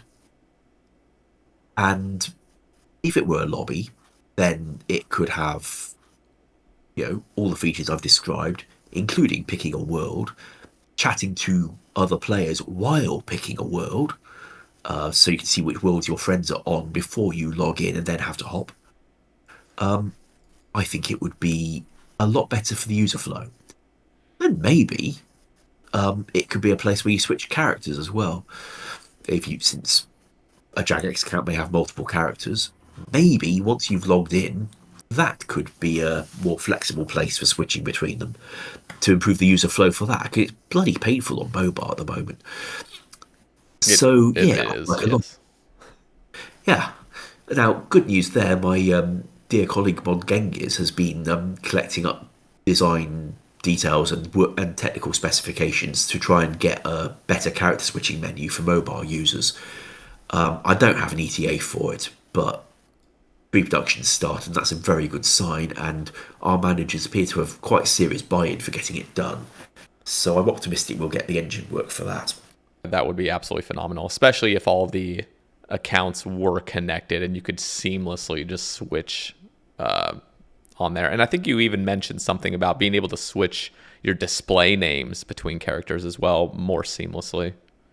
Oh God, everyone wants that. Now, I cited, I forget which other game, I think Guild Wars 2. I wrote a report for our managers about what other products offer to try and demonstrate things like, hey, if our competitor's doing this, why don't we? Maybe we can do one better. Um, but yeah, we've got Jagex accounts now, which means you've got multiple characters within your credentials. So why not let you switch names between them? People do want to do that kind of thing. Currently, you know what the user flow is like for doing that. You might lose your name while doing it too, even after paying bonds for the extra name switches. So that's just a bit shit. The case for doing something about it is fairly clear, but the tech costs apparently are considerable, so we don't know when there'll be available tech staff to work on a thing like that. But they got interested all right, and I'm glad to have that on the radar, even if I don't know if or when it will get to go forward. It's a kind of conversation I didn't get to have as a principal developer, but I do get to have as a product manager that made me want this job. Well, I really hope that comes soon because that would be an amazing update. The other thing was an update or something that you would want removed, and you said competitive rat pits. Can you talk on that? Uh, if you go there and you meet another player and you challenge them for your cats to try and kill rats, and you can stake up to I think 1,000 coins on it. It's been a pain for maintenance. It needn't be there. Nobody wants it.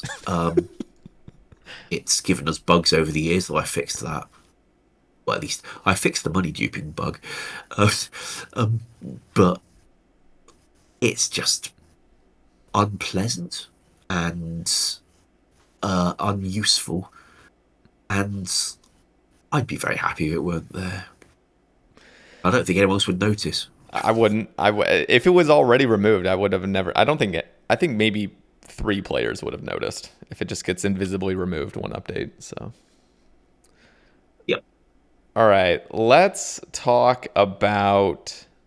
Um, let's see. I'm looking through these. So there's a person on Twitter that asked 2 separate questions, and you did leave 2 brief replies, but I'll let you kind of expand on that. He asks, "Are there any changes you'd like to make for game health, but no, you can't due to unpopularity?" And then in parentheses, he says, opposite of "you think you want this, but you don't."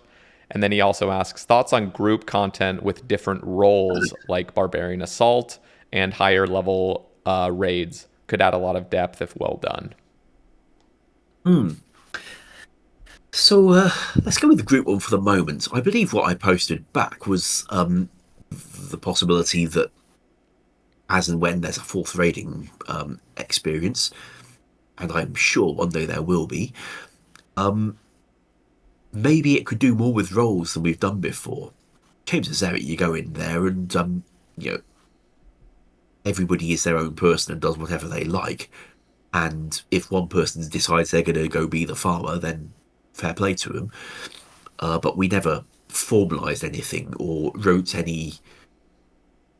We didn't design the bosses in there to try and make individuals do things. And when Theatre of Blood came along, it was planned slightly more for people to have to do specific things, like bouncing an attack back and forth across Verzik. But I think there could be more of that kind of thing in future. And yet, I'd also still want that players have the opportunity to go solo if they want to. Not because we are an MMO, but we are an MMO that has a lot of players who seem to like playing solo. And I don't think we should, stop them or try to discourage them, even if we might make it a very fun multiplayer experience. If somebody does want to go solo, I'd like them to have the option and opportunity. That's going to limit how roles could work in a raid, perhaps, but I'd at least like it to be thought about. Yeah, I think the way it's gone currently is solos almost inevitably end up being the meta if you're good enough.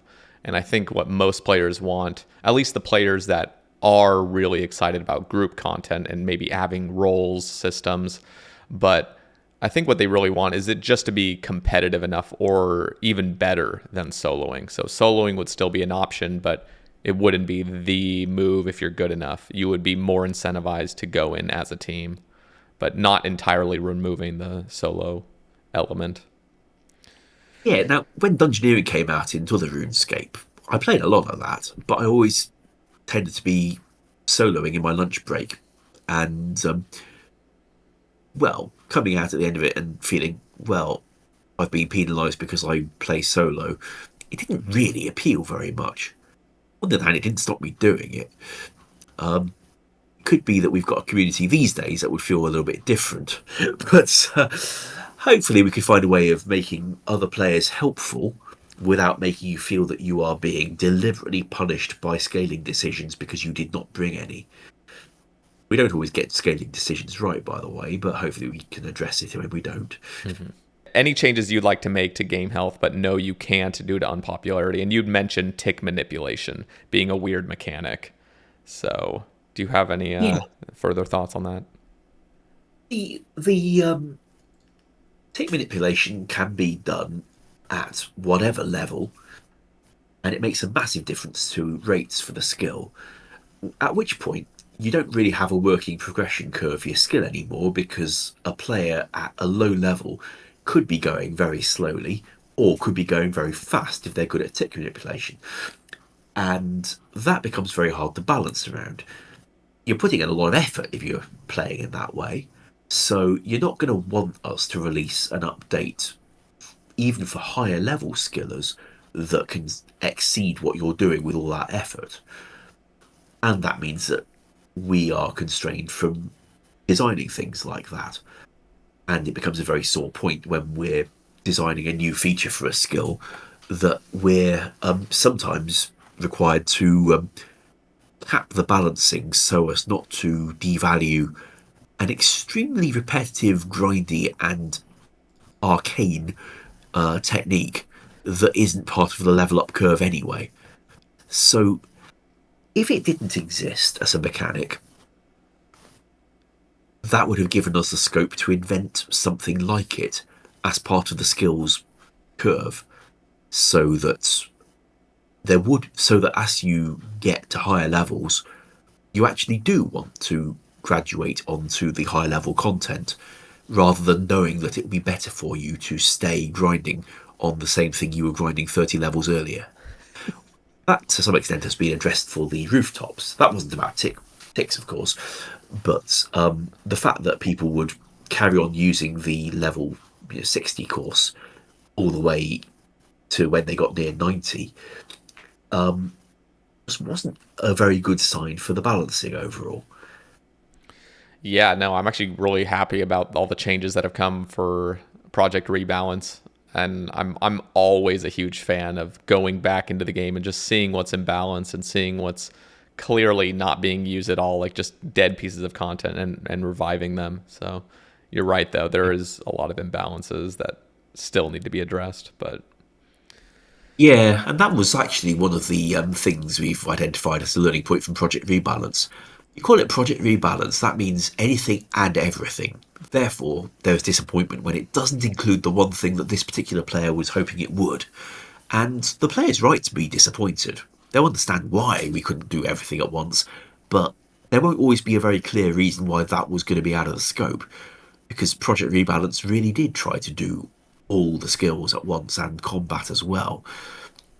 It's brought a lot of improvements, but from what the community staff report, there's also a lot of disappointment where we drew the line and said, no, we're not going to be able to do that as well. It could be that if Project Rebalance had been Project Rebalance agility, it therefore wouldn't have addressed all the other things yet. But maybe it would have done more with agility and addressed some of the remaining points like run energy, rather than having to leave that for further work another time. And it still wouldn't have taken so long, so maybe they'd have got onto mining and maybe onto thieving at the same time. So, yeah, maybe splitting it up might have been an easier way of delivering and helped manage the expectations of what would and wouldn't be included in it. so you mentioned like run energy, and that seems to be a pretty hot topic as of late. I know with leagues, at least the previous three leagues, not the first. The first one was just an option to have unlimited run, but then after that, I think the team realized how essential it is to feel like you're zipping through the game. So unlimited run has become just a staple of leagues, and I feel like a lot of people now potentially see how archaic it is to just be walking so much in the early game before you have stams and stuff.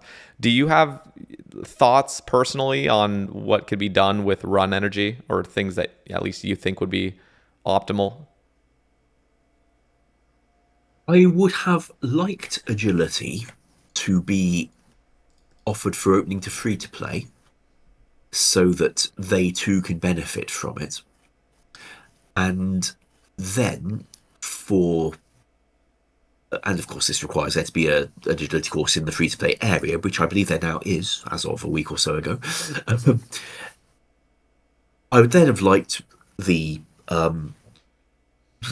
energy restoration curve to be jacked up somewhat so that you could feel your agility benefiting you more significantly than you currently can.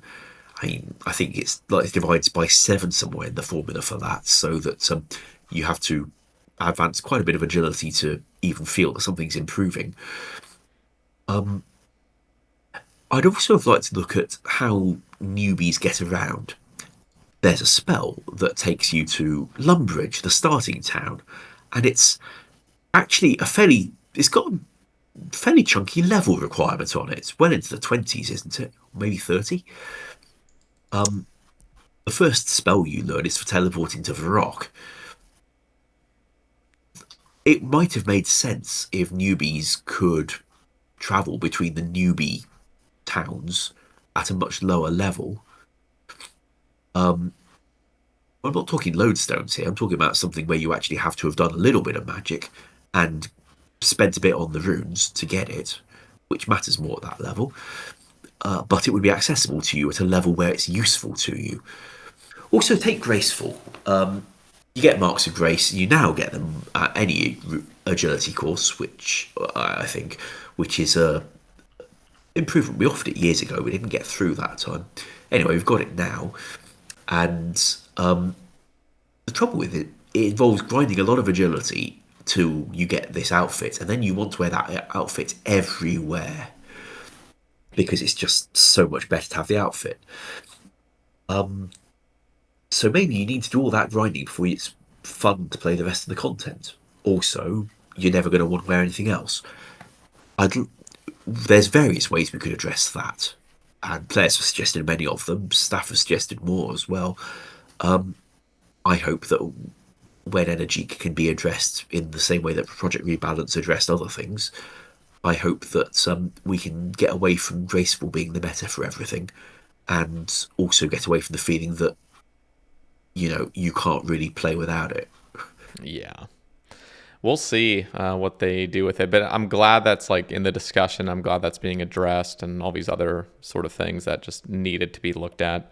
I want to. Sorry, you'll notice a lot of this is not me talking about gameplay necessarily, but talking about the organisation of a project.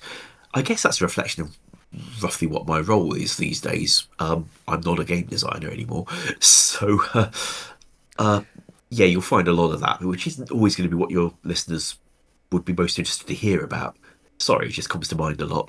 Yeah, no. In fact, one of the things I saw on the Twitter thread was you kind of miss. It sounded like you miss being a dev, but ultimately you still like your role. You just kind of miss being able to just work on a project. Coding is fun. I like menu work. That's why game jams, I tend to find myself doing menu work of all the things I could be doing. Like that Rune Pouch thing that came out earlier this year. I was very proud of that. And yeah, I miss getting to do more of that sort of thing. That said, as a developer in a team, you aren't always going to have free choice of what you're working on. And I wasn't always happy about how projects were being selected, or indeed how some other decisions were being made. Working on clans, I was told, oh, you can only have at maximum 24 icons for clans, ranks, and titles.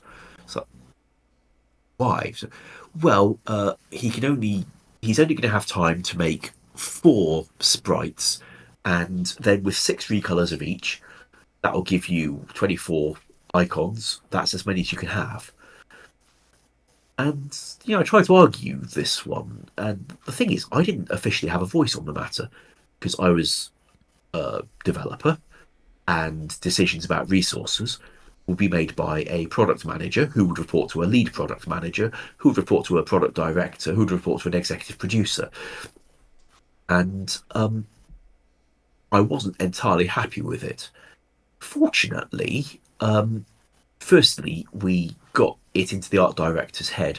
These sprites are like 15 by 15. Are you really sure that the artist can only draw 4 of them and repaint them 6 times each in the time available to him? At which point he started thinking, oh, actually, maybe we can give you more than that. And then furthermore, Old West, hearing about the situation we were in, very kindly walked off for the weekend and came back with 200 icons that he'd just drawn that were not repaints of each other mostly either, because that's how long it actually takes. But I didn't have a voice in the room. And when trying to talk to the middle managers at the time about resource for my project, they said, "Oh, we'd expect to talk to the lead developer. So you talk to him. He'll talk to us, and we'll talk to more senior people, and that's where you fall in the hierarchy." So, well, I didn't feel the decisions were so sagacious, so amazingly insightful that I really needed to be kept so far away from them. I thought maybe if I were allowed in the room to talk, maybe I could help find a quicker way for people to get what they wanted and spot where something can actually be done a lot more efficiently than they think it can. And, well, it got me thinking.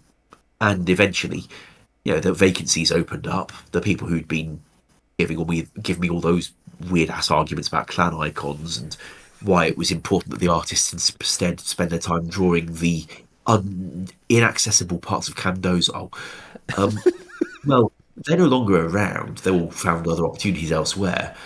And why sit around bitching about middle management when you can just try and be one? So I threw my hat in the ring, and despite quite a few people saying, "Oh, that's not what you want your career path to be. Surely you don't want that." Well, I did it for the trial period until they offered me a permanent one, and I took it. Awesome. Okay, I will say I think it was a game jam. Your construction overhaul, being able to not have to just entirely delete rooms, delete everything in that just to be able to move a room somewhere. The interface is Yeah, just phenomenal now. thank you. That wasn't even a game jam. That was feature creep. We Mm. were talking about it was like 2016. We were saying we want an update to have some more rooms in a POH. And I said, oh God, if we had more rooms, desirable rooms, they're going to want to use them, yes, but they're going to have to redesign their houses to fit this new room in. And that's a real ball ache. We should have a menu where you can do that. And hey, the team loved it, so we got to include it in the pitch. It wasn't a very important part of the pitch. The main pitch was a menagerie, achievement gallery, superior garden. But as part of that, I threw in a menu that rearranges rooms, which was a hell of a lot harder than the rest of the project put together. But I feel damn good about it. It's really nice. And I think just recently there was another really nice update to construction where originally if you had too big of a home, it would literally take multiple seconds for your house to load up every single time you went there. And I think all of that has been cut down to just 2 tick loads. Yep. This is I actually have a question. I made a video and I was just kind of like talking to empty air, basically, just like I was talking to my monitor basically. But I am very curious because you're on it. Is it possible, and it might not be, but would it actually be possible to cut that load time down to 0 ticks, or is that completely unfeasible? So I don't know for sure anymore. It used to be that it took even longer to render a house, by the way. When Old School came out, hey, that's old school that players are so keen to get back to, some of them. It took a lot longer. I think it was over 10 seconds for some houses if they had enough rooms. What it was doing there was rendering each room and then teleporting you around them to load the scenery.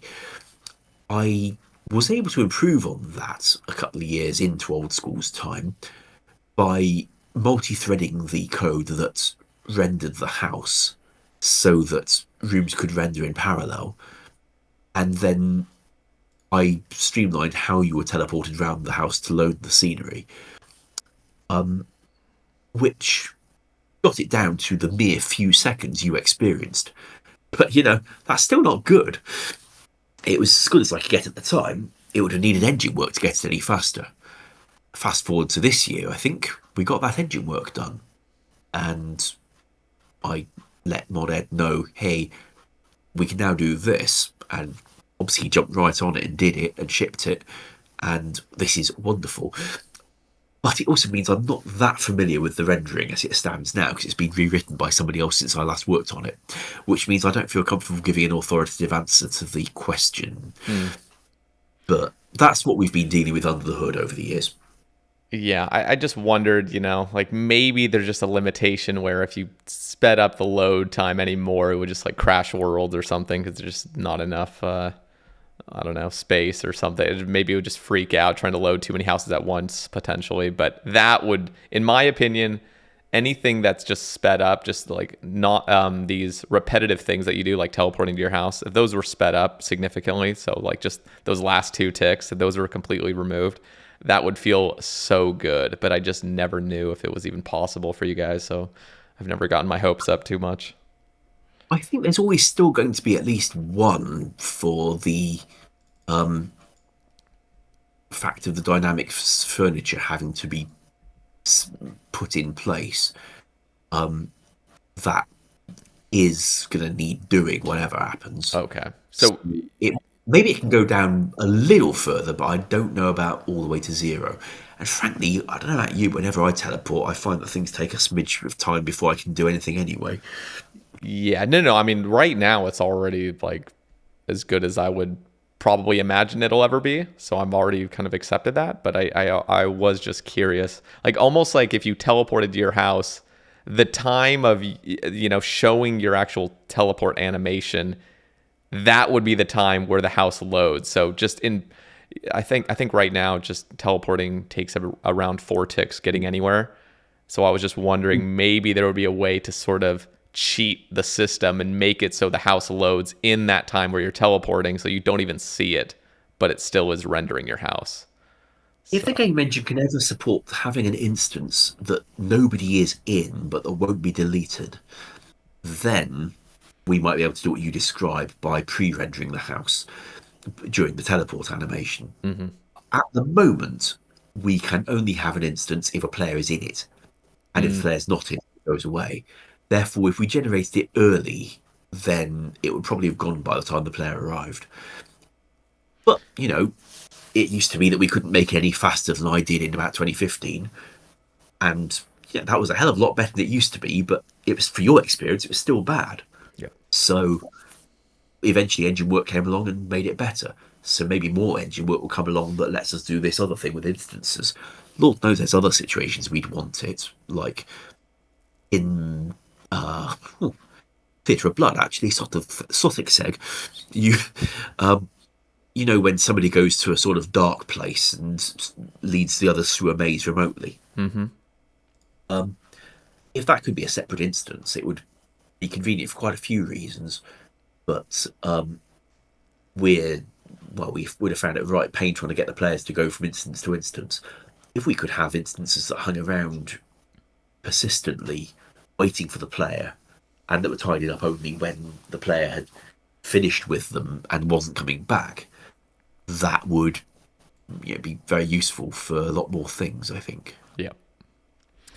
Okay, I want to talk about the potential of sailing coming into the game. So that's being worked on right now, and I'm imagining just a massive project.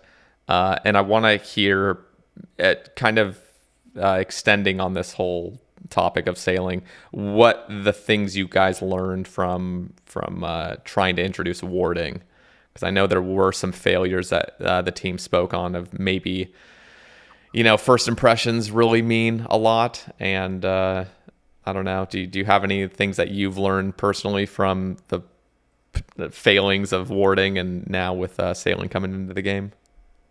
Yeah. So a lot of it is about the comms getting players behind the skill in the first place.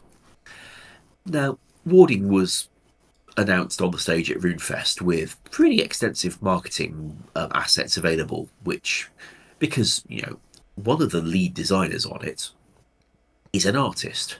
So, unsurprisingly, he's designing something, he draws you a picture of it.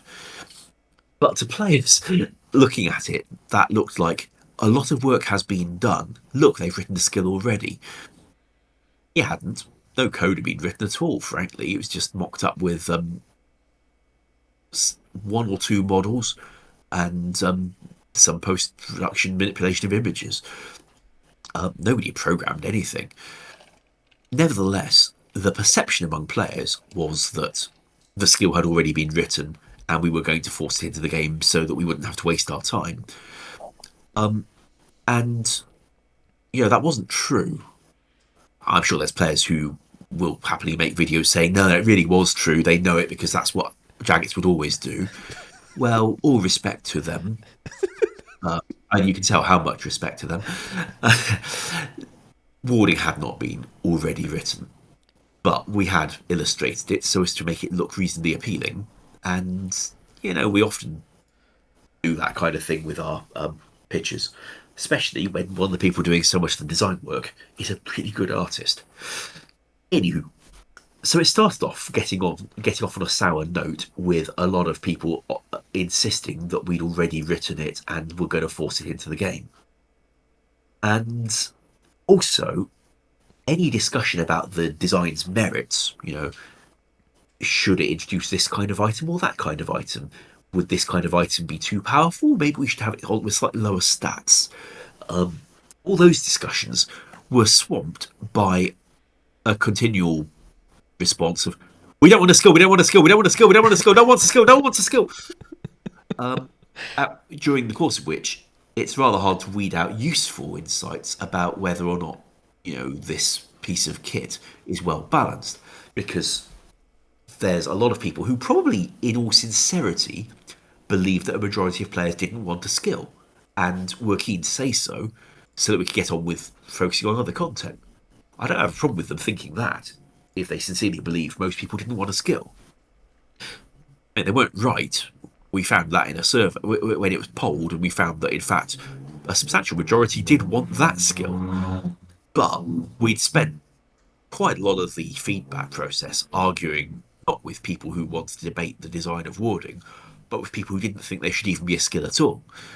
So what a few of us said, including to the then director of community and to each other and to any incoming manager who got interested in the topic, we told them next time we poll a skill, we start by checking with the community, do you or do you not want there to be a new skill? Because by asking them that, well, if we find that most people don't want there to be a new skill, let's pack up and not worry about this ever again. That's easy. And if we find that most people do want there to be a new skill, then we can get away from every debate about whether or not players want a new skill. Because those who say, stop fussing about the design, nobody wants a skill, we can point them at the data that shows that, in fact, a really big supermajority of players do want a new skill. And that's what we did differently for sailing. Start by seeing if the community wants a skill, then see what kind of skill, then see which kind of skills on the shortlist, filter it down, showing at each stage that the community has backed the step that is being taken, so that we can focus on the remaining questions about how to design it. And if you find that the community doesn't want one, then fine, we'll design something else. That's fine. We like designing things. Anyway, so that's what we did differently for sailing. And what are your personal thoughts on sailing? Do you have you been excited about a new skill? I think I also saw maybe a sentiment from yours that you actually like the more traditional RuneScape, and you've actually never really been a super big fan of the game changing drastically. I've I enjoyed RuneScape when I was as a player. I enjoyed the game I was playing. I wasn't, feeling this is getting stale. I need something new in it. I'd still got things to do, and and even if I didn't feel there was something I wanted to be training at that particular time, I would happily wander around the game chatting to my friends, especially as I met this really nice American lady, the one I married. No, I wasn't, gagging for new content. And I've always kind of felt that way. I like the game. I mean, I'm excited to see new things in it to some extent, but I'm also happy with what isn't, with it, even without them. So yeah, I wasn't exactly gagging to polish skill at all, but um, it does have a lot of potential. Um, People liked some of the skills that came out over the years in the other RuneScape. People today in old school still talk about how much they enjoyed summoning. I think if one drills further into that, one finds that they enjoyed some aspects of it, but not others. Like they enjoyed having a unicorn. They did not necessarily enjoy walking back and forth through an obelisk pouching. I do remember it being called the pouching skill by people who were in that grind at the time, and I completely identified with them. But anyway, there's a new skill can genuinely be exciting. This I have seen, and I saw engineering as well, the world's best minigame. Uh, Incidentally, in the last annual survey, we threw in a rather cheeky question asking old school players, is dungeoneering a minigame or a skill? And the old school community voted quite resoundingly that it's a minigame, but it's a very good minigame. That question was utterly gratuitous, and I'm a little surprised that it was kept in, frankly, but what the hell? I just wanted to ask. Oh well, I'm excited. I think I'm definitely. I think I originally was on the side of maybe it would be best if there wasn't a skill introduced, but ultimately I think I've kind of changed my position, and I'm just excited for new things, especially because I feel like, well, me personally, and I think a big portion of the community trusts the J mods a lot more. I think over the years we've seen just really positively impacting updates into the game that are actually like fun and enjoyable and balanced. So ultimately, I think the team just knows what the community wants, and so I think sailing is going to be amazing. My only hope is that Ironman, because I play an Ironman will be able to have people on their boats as well. I would hate to just have to travel the seas alone, even though I stand alone. I think that is understood by the team. Now, I've talked a lot about whether I wanted there to be a skill or not. Focusing slightly more on sailing, given that there is going to be a skill, I'm actually very excited for what I've seen as a result of it. I mean, for all I like RuneScape as it is and always did, as it kept changing, the kind of things I'm seeing in this skill look like things I'd enjoy doing. And yeah, I know there's a sort of wow factor to being on a boat that's moving around on a boat that is itself moving. That's a wow factor, and it's not necessarily one that can sell a skill.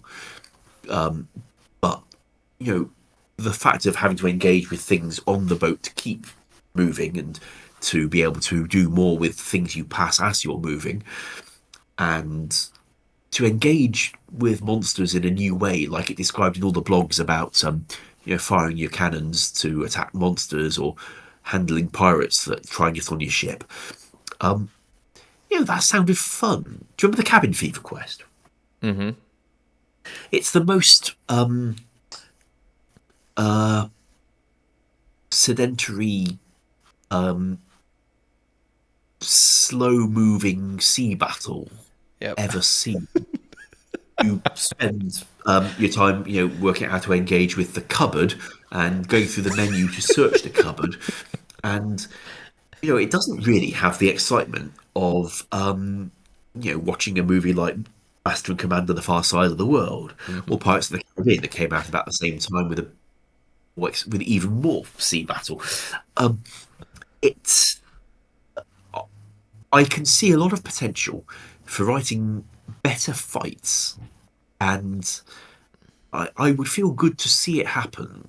Um, I think, in fact, Cabin Fever might even have been trying to prototype that kind of thing, except without some of the learnings about user flow that a developer might now have in hindsight.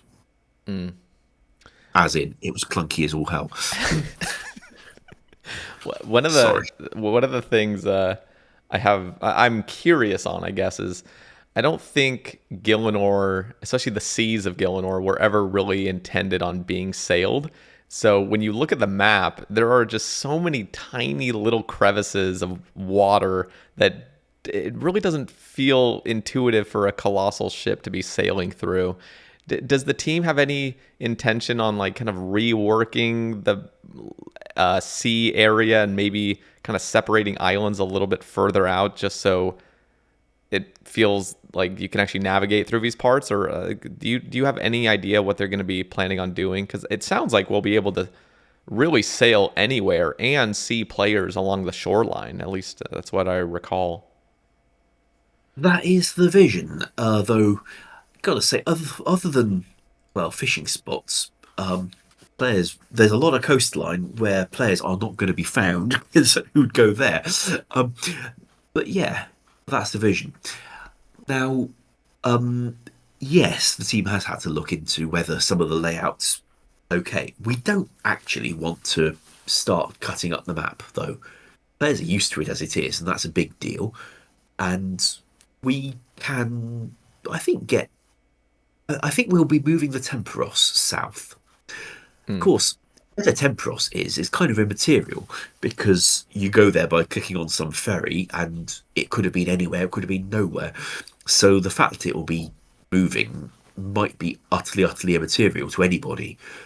On the other hand, we can then use the fact that it's surrounded by storms because of the Temperos as a reason that a certain passage might therefore not be navigable by low level sailors. So that kind of thing can become part of the progression in the skill where you need more skill to be able to sail. And it's not like we just turned all the blue of the map into terrain you can trundle across. Because we'd like the seas to, be reasonably interesting. We'd like there to be things that you'll see you want to interact with if you've got the accoutrements on your ship to do so. We'd like there to be areas where people might hang out in this area in the hope that they'll find the monster that's often found there, so that they can try and use their ship's cannons at it. That's all part of the vision as well. And of course, places to go that you aren't going to be able to go to via other means.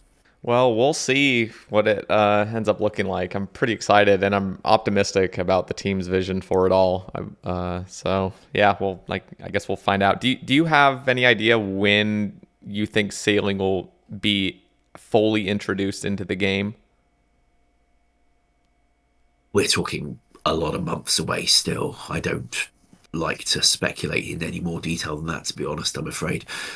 Okay, Um, I was expecting you to say like winter 2017 or winter 2024 is what you guys should say. No, um, don't make the same mistake. well, I think winter 2017 will be a fair answer on the grounds that it's a meme, and you know that it wasn't 2017. So I think that meme will do very nicely for this one. In the meantime, though, I do think that we're getting quite close to at least more comms about it because it's been a while since the last blog. We'd like to, show where we've got to with the movement of ships, and that may sound like, well, there was a video of a ship moving. months ago. But since then, there's been a lot more engine work to you know flesh out the code to handle you know that ship going near scenery and therefore not being able to drive into the land or onto the land or through the land. Mm. That ship being able to turn in ways that feel reasonably intuitive for a ship, which is different to how a player might turn. Hmm. That's, or indeed, a player standing on that ship, which is itself moving at an arbitrary angle. What happens if that player tries to shoot a monster that's on the land with their ranged weapon and handle things like collision detection along the way and route finding? That's an incredible amount of engine work that's been needed to get where we are. We're not quite there yet, even, but it's a lot closer than it was when there was just a first prototype of a dude on a ship drifting past the coast. So I hope we'll be able to put out more comms about this sort of thing soon, showing ships moving and showing what the core of the skill might feel like. And And once we establish more of that, we'll move on to showing where you might want to go with it. it also sounds like you guys are going to be texturizing the water so it doesn't just look like blue carpet squares. I think the fact that we were already planning a HD update of some sort was Hmm. a very happy happens overlap because effectively water was on the table already. Yeah, I'm excited to see how that all looks because I know with 117 HD, the water looks really really nice and it actually feels pretty fitting, especially if the rest of the game is a slightly more HD look to it. So Yeah, and of course we don't want to end up in a situation where players try to steer their galleon between the water obelisk and Catherby, because that would look very, very amusing, especially if somebody tries to fist a shark in the middle of it with their barbarian skills. I mean, okay, one of the topics I wanted to bring up just that I'm curious of is your talent with MIDI music. So you've I'm pretty sure composed several. I don't know the exact number, but plenty of the old school sound or the music tracks. So what is your whole like history behind like music creation, and what is your favorite track that you've made? so the count is around 42, I think. I know this because the wiki turns out to have a page listing them by composer, and because I hadn't been counting either, but when I found that page existed, there's over 40 on it. My favourite piece of music that I've written is Rhapsody. It's a solo piano work played on the piano in the clan halls. There's three options on those pianos. One for playing with tick delay so that others can hear it, one for playing purely client side that only you can hear, and one that just plays Rhapsody, yes, the background music in your on your client. Rhapsody is just a piece of piano music what I wrote over 10 years ago now, and I sort of donated it to RuneScape so that it could be published in the clan hall on the piano. That is so Um, cool. What is Thank you. what do you think can I ask this? What is your least favorite music track? That it doesn't have to be from you, but just in the game, if you have one. I'm not particularly proud of Devil's Make Hair. It's played in the Smoke Devil cave south of Unil area, and I was I was really struggling to write the piece of music I'd set out to write. It was going to be a lot slower and a bit more creepy, as if it's a smoky, murky dungeon. Couldn't get it to realise. It just didn't feel right. Anyway, so I then reworked the theme I had in mind into well, Devil's Make Air as you get it. It's not a great track by any standard at all, but yeah, it's not too bad. In hindsight, the great big smoke devils in there lolloping around fit it reasonably okay. And to my delight, few years later, when I was writing the music for Making Friends with My Arm. That sounds like a very bad phrase, music for that. I returned to the original theme I'd been trying to realise for the Smoke Dungeon, and did end up writing it. Now a little bit bleaker with, I think, harmonium to sound really bleak. But I used it for, the track called Lumbering, which, depicts trolls shuffling around in a cold expanse. Not, maliciously, just it's cold up there and they're a little bit brutal because that's who they are. Called the track Lumbering, and managed to deliver the vision I had in mind all those years ago. So, yeah, I feel quite good about that. Okay, I'm curious to know what your guy. I don't know if you see this ever in your position at Jagex, but the thumbs up and thumbs down with the "Did you enjoy playing Old School RuneScape today?" When that was first introduced several years ago, there was kind of like a meme going on about like what is this even supposed to do? Like what kind of data is this supposed to present for you guys? Do you have any insight as to like what that's gauging? Well, it'd be really, really tempting at this point to say that people who use the thumbs up are more likely to get Dragon Warhammer drops. That is not the case, That's how but I use it. Yeah. yeah, let's go with that. What else is done with it is, well, the original hope was that we'd be able to see players being more happy or less happy week by week in response to current events, so that we'd know, if there's a big drama about something on social media, we'd know in game, is this really how most people feel? Are they really unhappy? Or are they about as happy as usual and it's just a vocal minority doing all the posting on social media? That was the vision, try and see players being more or less happy over time. In practice, it hasn't done anything of the sort, because it turns out that, I haven't seen the numbers lately, but I believe most players turn out to just vote the same way each time, regardless. Meaning that you find that some people are happy and some people are unhappy, and it never changes, even for those individuals.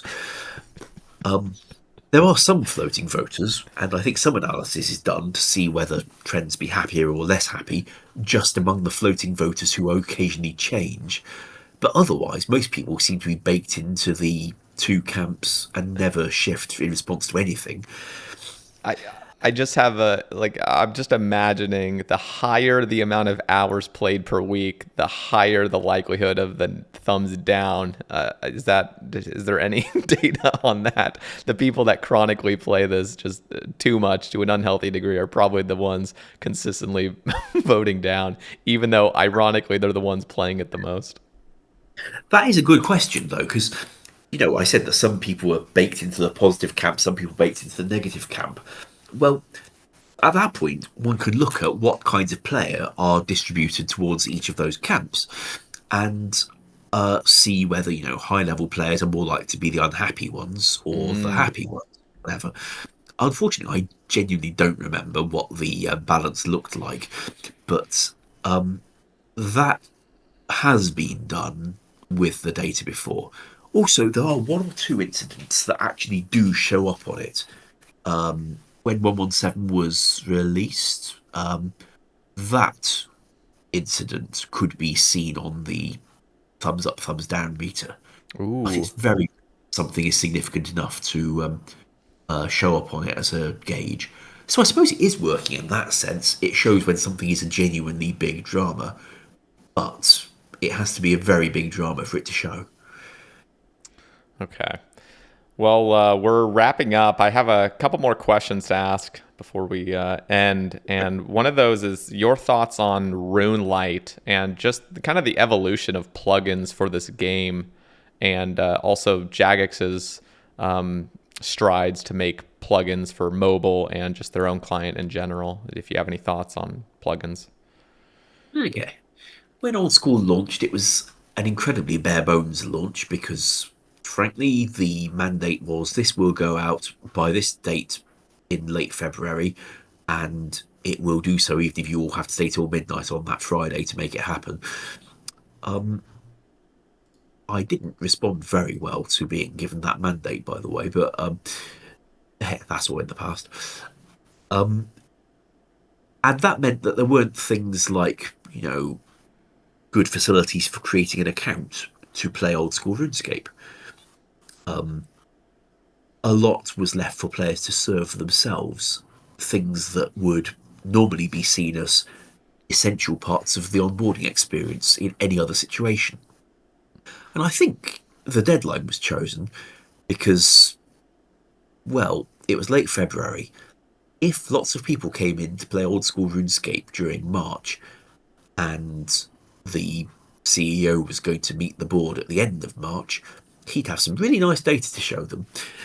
So it's quite possible that's how the release date was chosen the way it was. And also, he was always very keen to get to market, from what I recall. So players got used to having to do things for themselves. And in the early days, there was Jack Bob. I don't know how widely his real full name's known, but Jack Bob seems to be his online name. Nice chap, by the way. He was writing. He was using OS Buddy to supply things that Jagex didn't have the resource to put around itself. And the game surely needed it. Fact is, we didn't have access to an engine developer in 2013. I mean, Mod Philip did actually do a lot for us, but he wasn't meant to. He'd been ordered, you will put 100% of your focus on RS3. That is what the studio needs from you. That's what you're going to focus on. And fact is, he did a lot for Old School on the quiet because he was nice that way. And sometimes I know how to ask nicely. And he could see that it would benefit the players, and he wanted to do that. But he couldn't do very much of it because he was directly under orders not to spend his time on that stuff. So the fact that Jack Bob was, able to get features to our players that we couldn't was, well, it probably helped make the game more palatable than it might otherwise have been, especially plus the onboarding experience, as I mentioned. Anyway, the thing that I don't want to see again is for there to be a third party selling those functions to our players. I don't. Wait, we've gone over buyable benefits before in this cast. I'm not looking for third parties to start cashing in by selling in-game benefits. And I like very much that RuneLite doesn't. So that's kind of where I stand on it. It makes the game more palatable, and it doesn't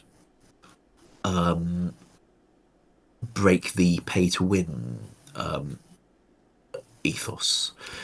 Have there been any plugins in particular that you think have crossed the line entirely over game integrity that maybe come to mind?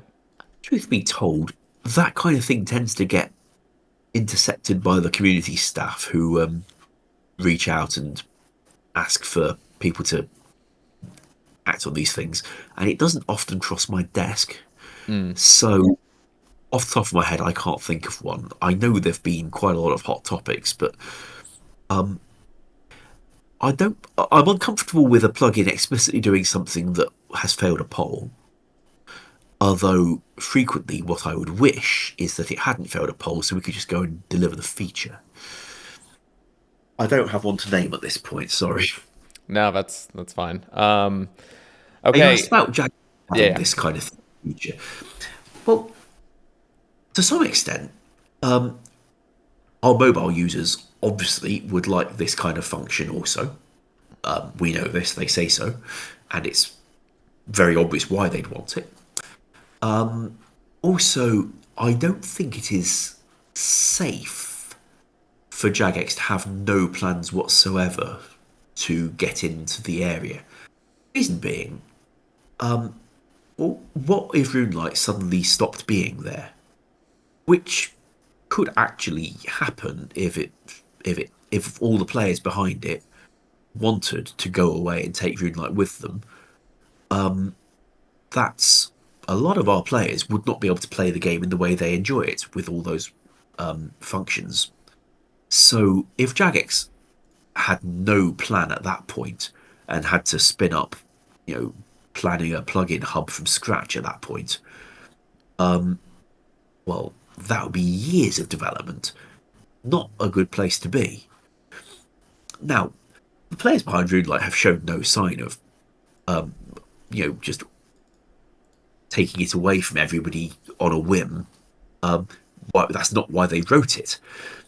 But all the same, they're not immortal, and accidents happen, and new life commitments may happen. I think it is healthy that Jagex is doing the planning required to at least be able to pick up. If you know what I mean? Mm-hmm. I don't know. I don't know if there will come a day where RuneLight gets.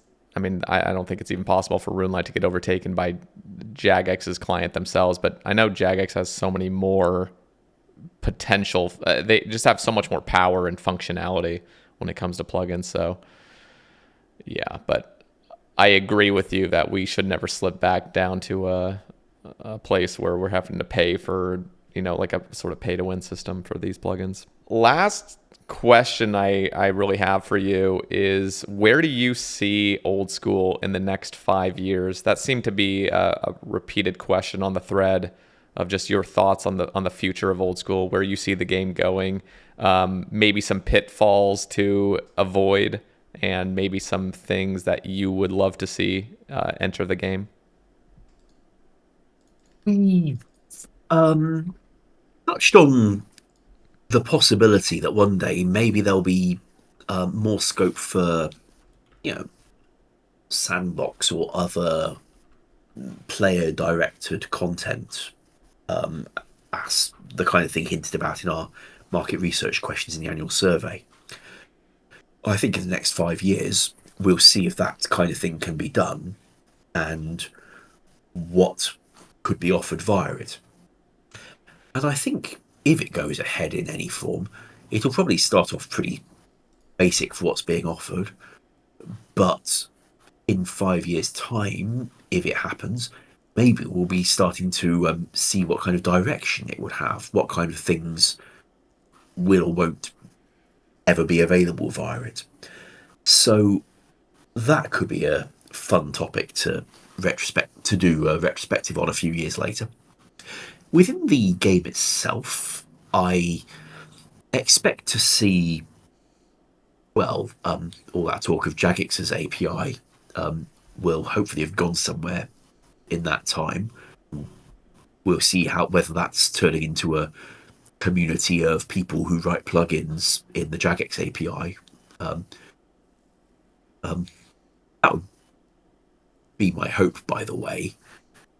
I agree with you that we probably wouldn't be able to catch RuneLight, but I think I still feel it is healthy that Jagex put in the effort to trying to cover more of these things for itself, rather than relying on the goodwill of people who, have always had incredibly big goodwill, but as I say, they are not immortal, and they may have life commitments in future. Yep. And I don't want us to slip back to having a situation where there's another third party trying to charge. So in 5 years, I guess we'll see where that's gone, and I'm hoping that we'll be seeing a community of plugin writers using it, even if it's not where RuneLight might be by then. Within the game, again, I think sailing should be out. Maybe we'll be talking about a 25th skill. depending on how sailing goes, of course. And I think through sailing, we'll have been motivated to do a lot more geographical expansion. Some of the team have made noises about lands in the far off distance where technology is different and therefore skills are used in different ways. And that could be a place for, well, innovation within the existing skills so that you're not maybe stuck with, well, a smithing progression table that takes you all the way to level 99 to make the thing that you wanted to use at level 40 combat. Maybe if we go far enough overseas, we'll find a place where even that is possible. That sounds amazing. I think there is just so much potential for old school, and we've obviously seen it over 11 years. You wouldn't have expected. I don't think anybody would have expected the game to have grown so much, and to have I honestly don't kept believe, its charm as well over all this time. yeah, I don't believe it was expected to survive more than a year or so. I honestly think the expectation was that we'd launch at the end of February, have some amazing numbers for the CEO to show at the next board meeting, and a year later, it would have become a niche, passionate but niche community that was being given bare maintenance updates by a tiny team of about 2 people, maybe. And that's where it would have stayed with maybe under 100,000 members. I That's feel very pleased that we turned it into something else. you're a big part of why the game really did survive. I know you and Matt K were definitely on that team in the early days, and yeah, it was interesting talking to Matt K, especially just a few months ago, talking about some of the decisions that had to be made sort of in that the early years, basically because of the limited resources you guys had and some decisions that didn't make sense to the player base, but ultimately you guys saw a larger vision basically of things. One of the things at least that stood out to me was Nightmare Zone. We talked about that earlier. Was a lot of players saw it as kind of like an integrity issue, but ultimately I think Matt K kind of saw it as more of a retaining players, and ultimately these small things lead to big outcomes, basically like these potentially negative side effects that actually lead to positive growth in the game. So I think the team, including yourself, just did a marvelous job toward the beginning with what you guys had to work with. So great job. Thank you. It was indeed very stretching in the earliest years. I mean, early 2015, even, Mod Reach had just been removed, and I was suddenly the only developer left in the team.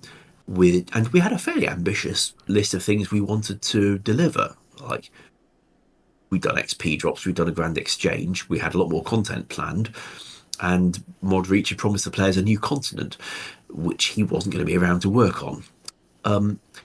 And I said to a producer at that time, not Matt, somebody I think one level up, and like, not really feeling the love here. And he said to me quite blankly, "Well, no one's asking you to do all this. Just do less work."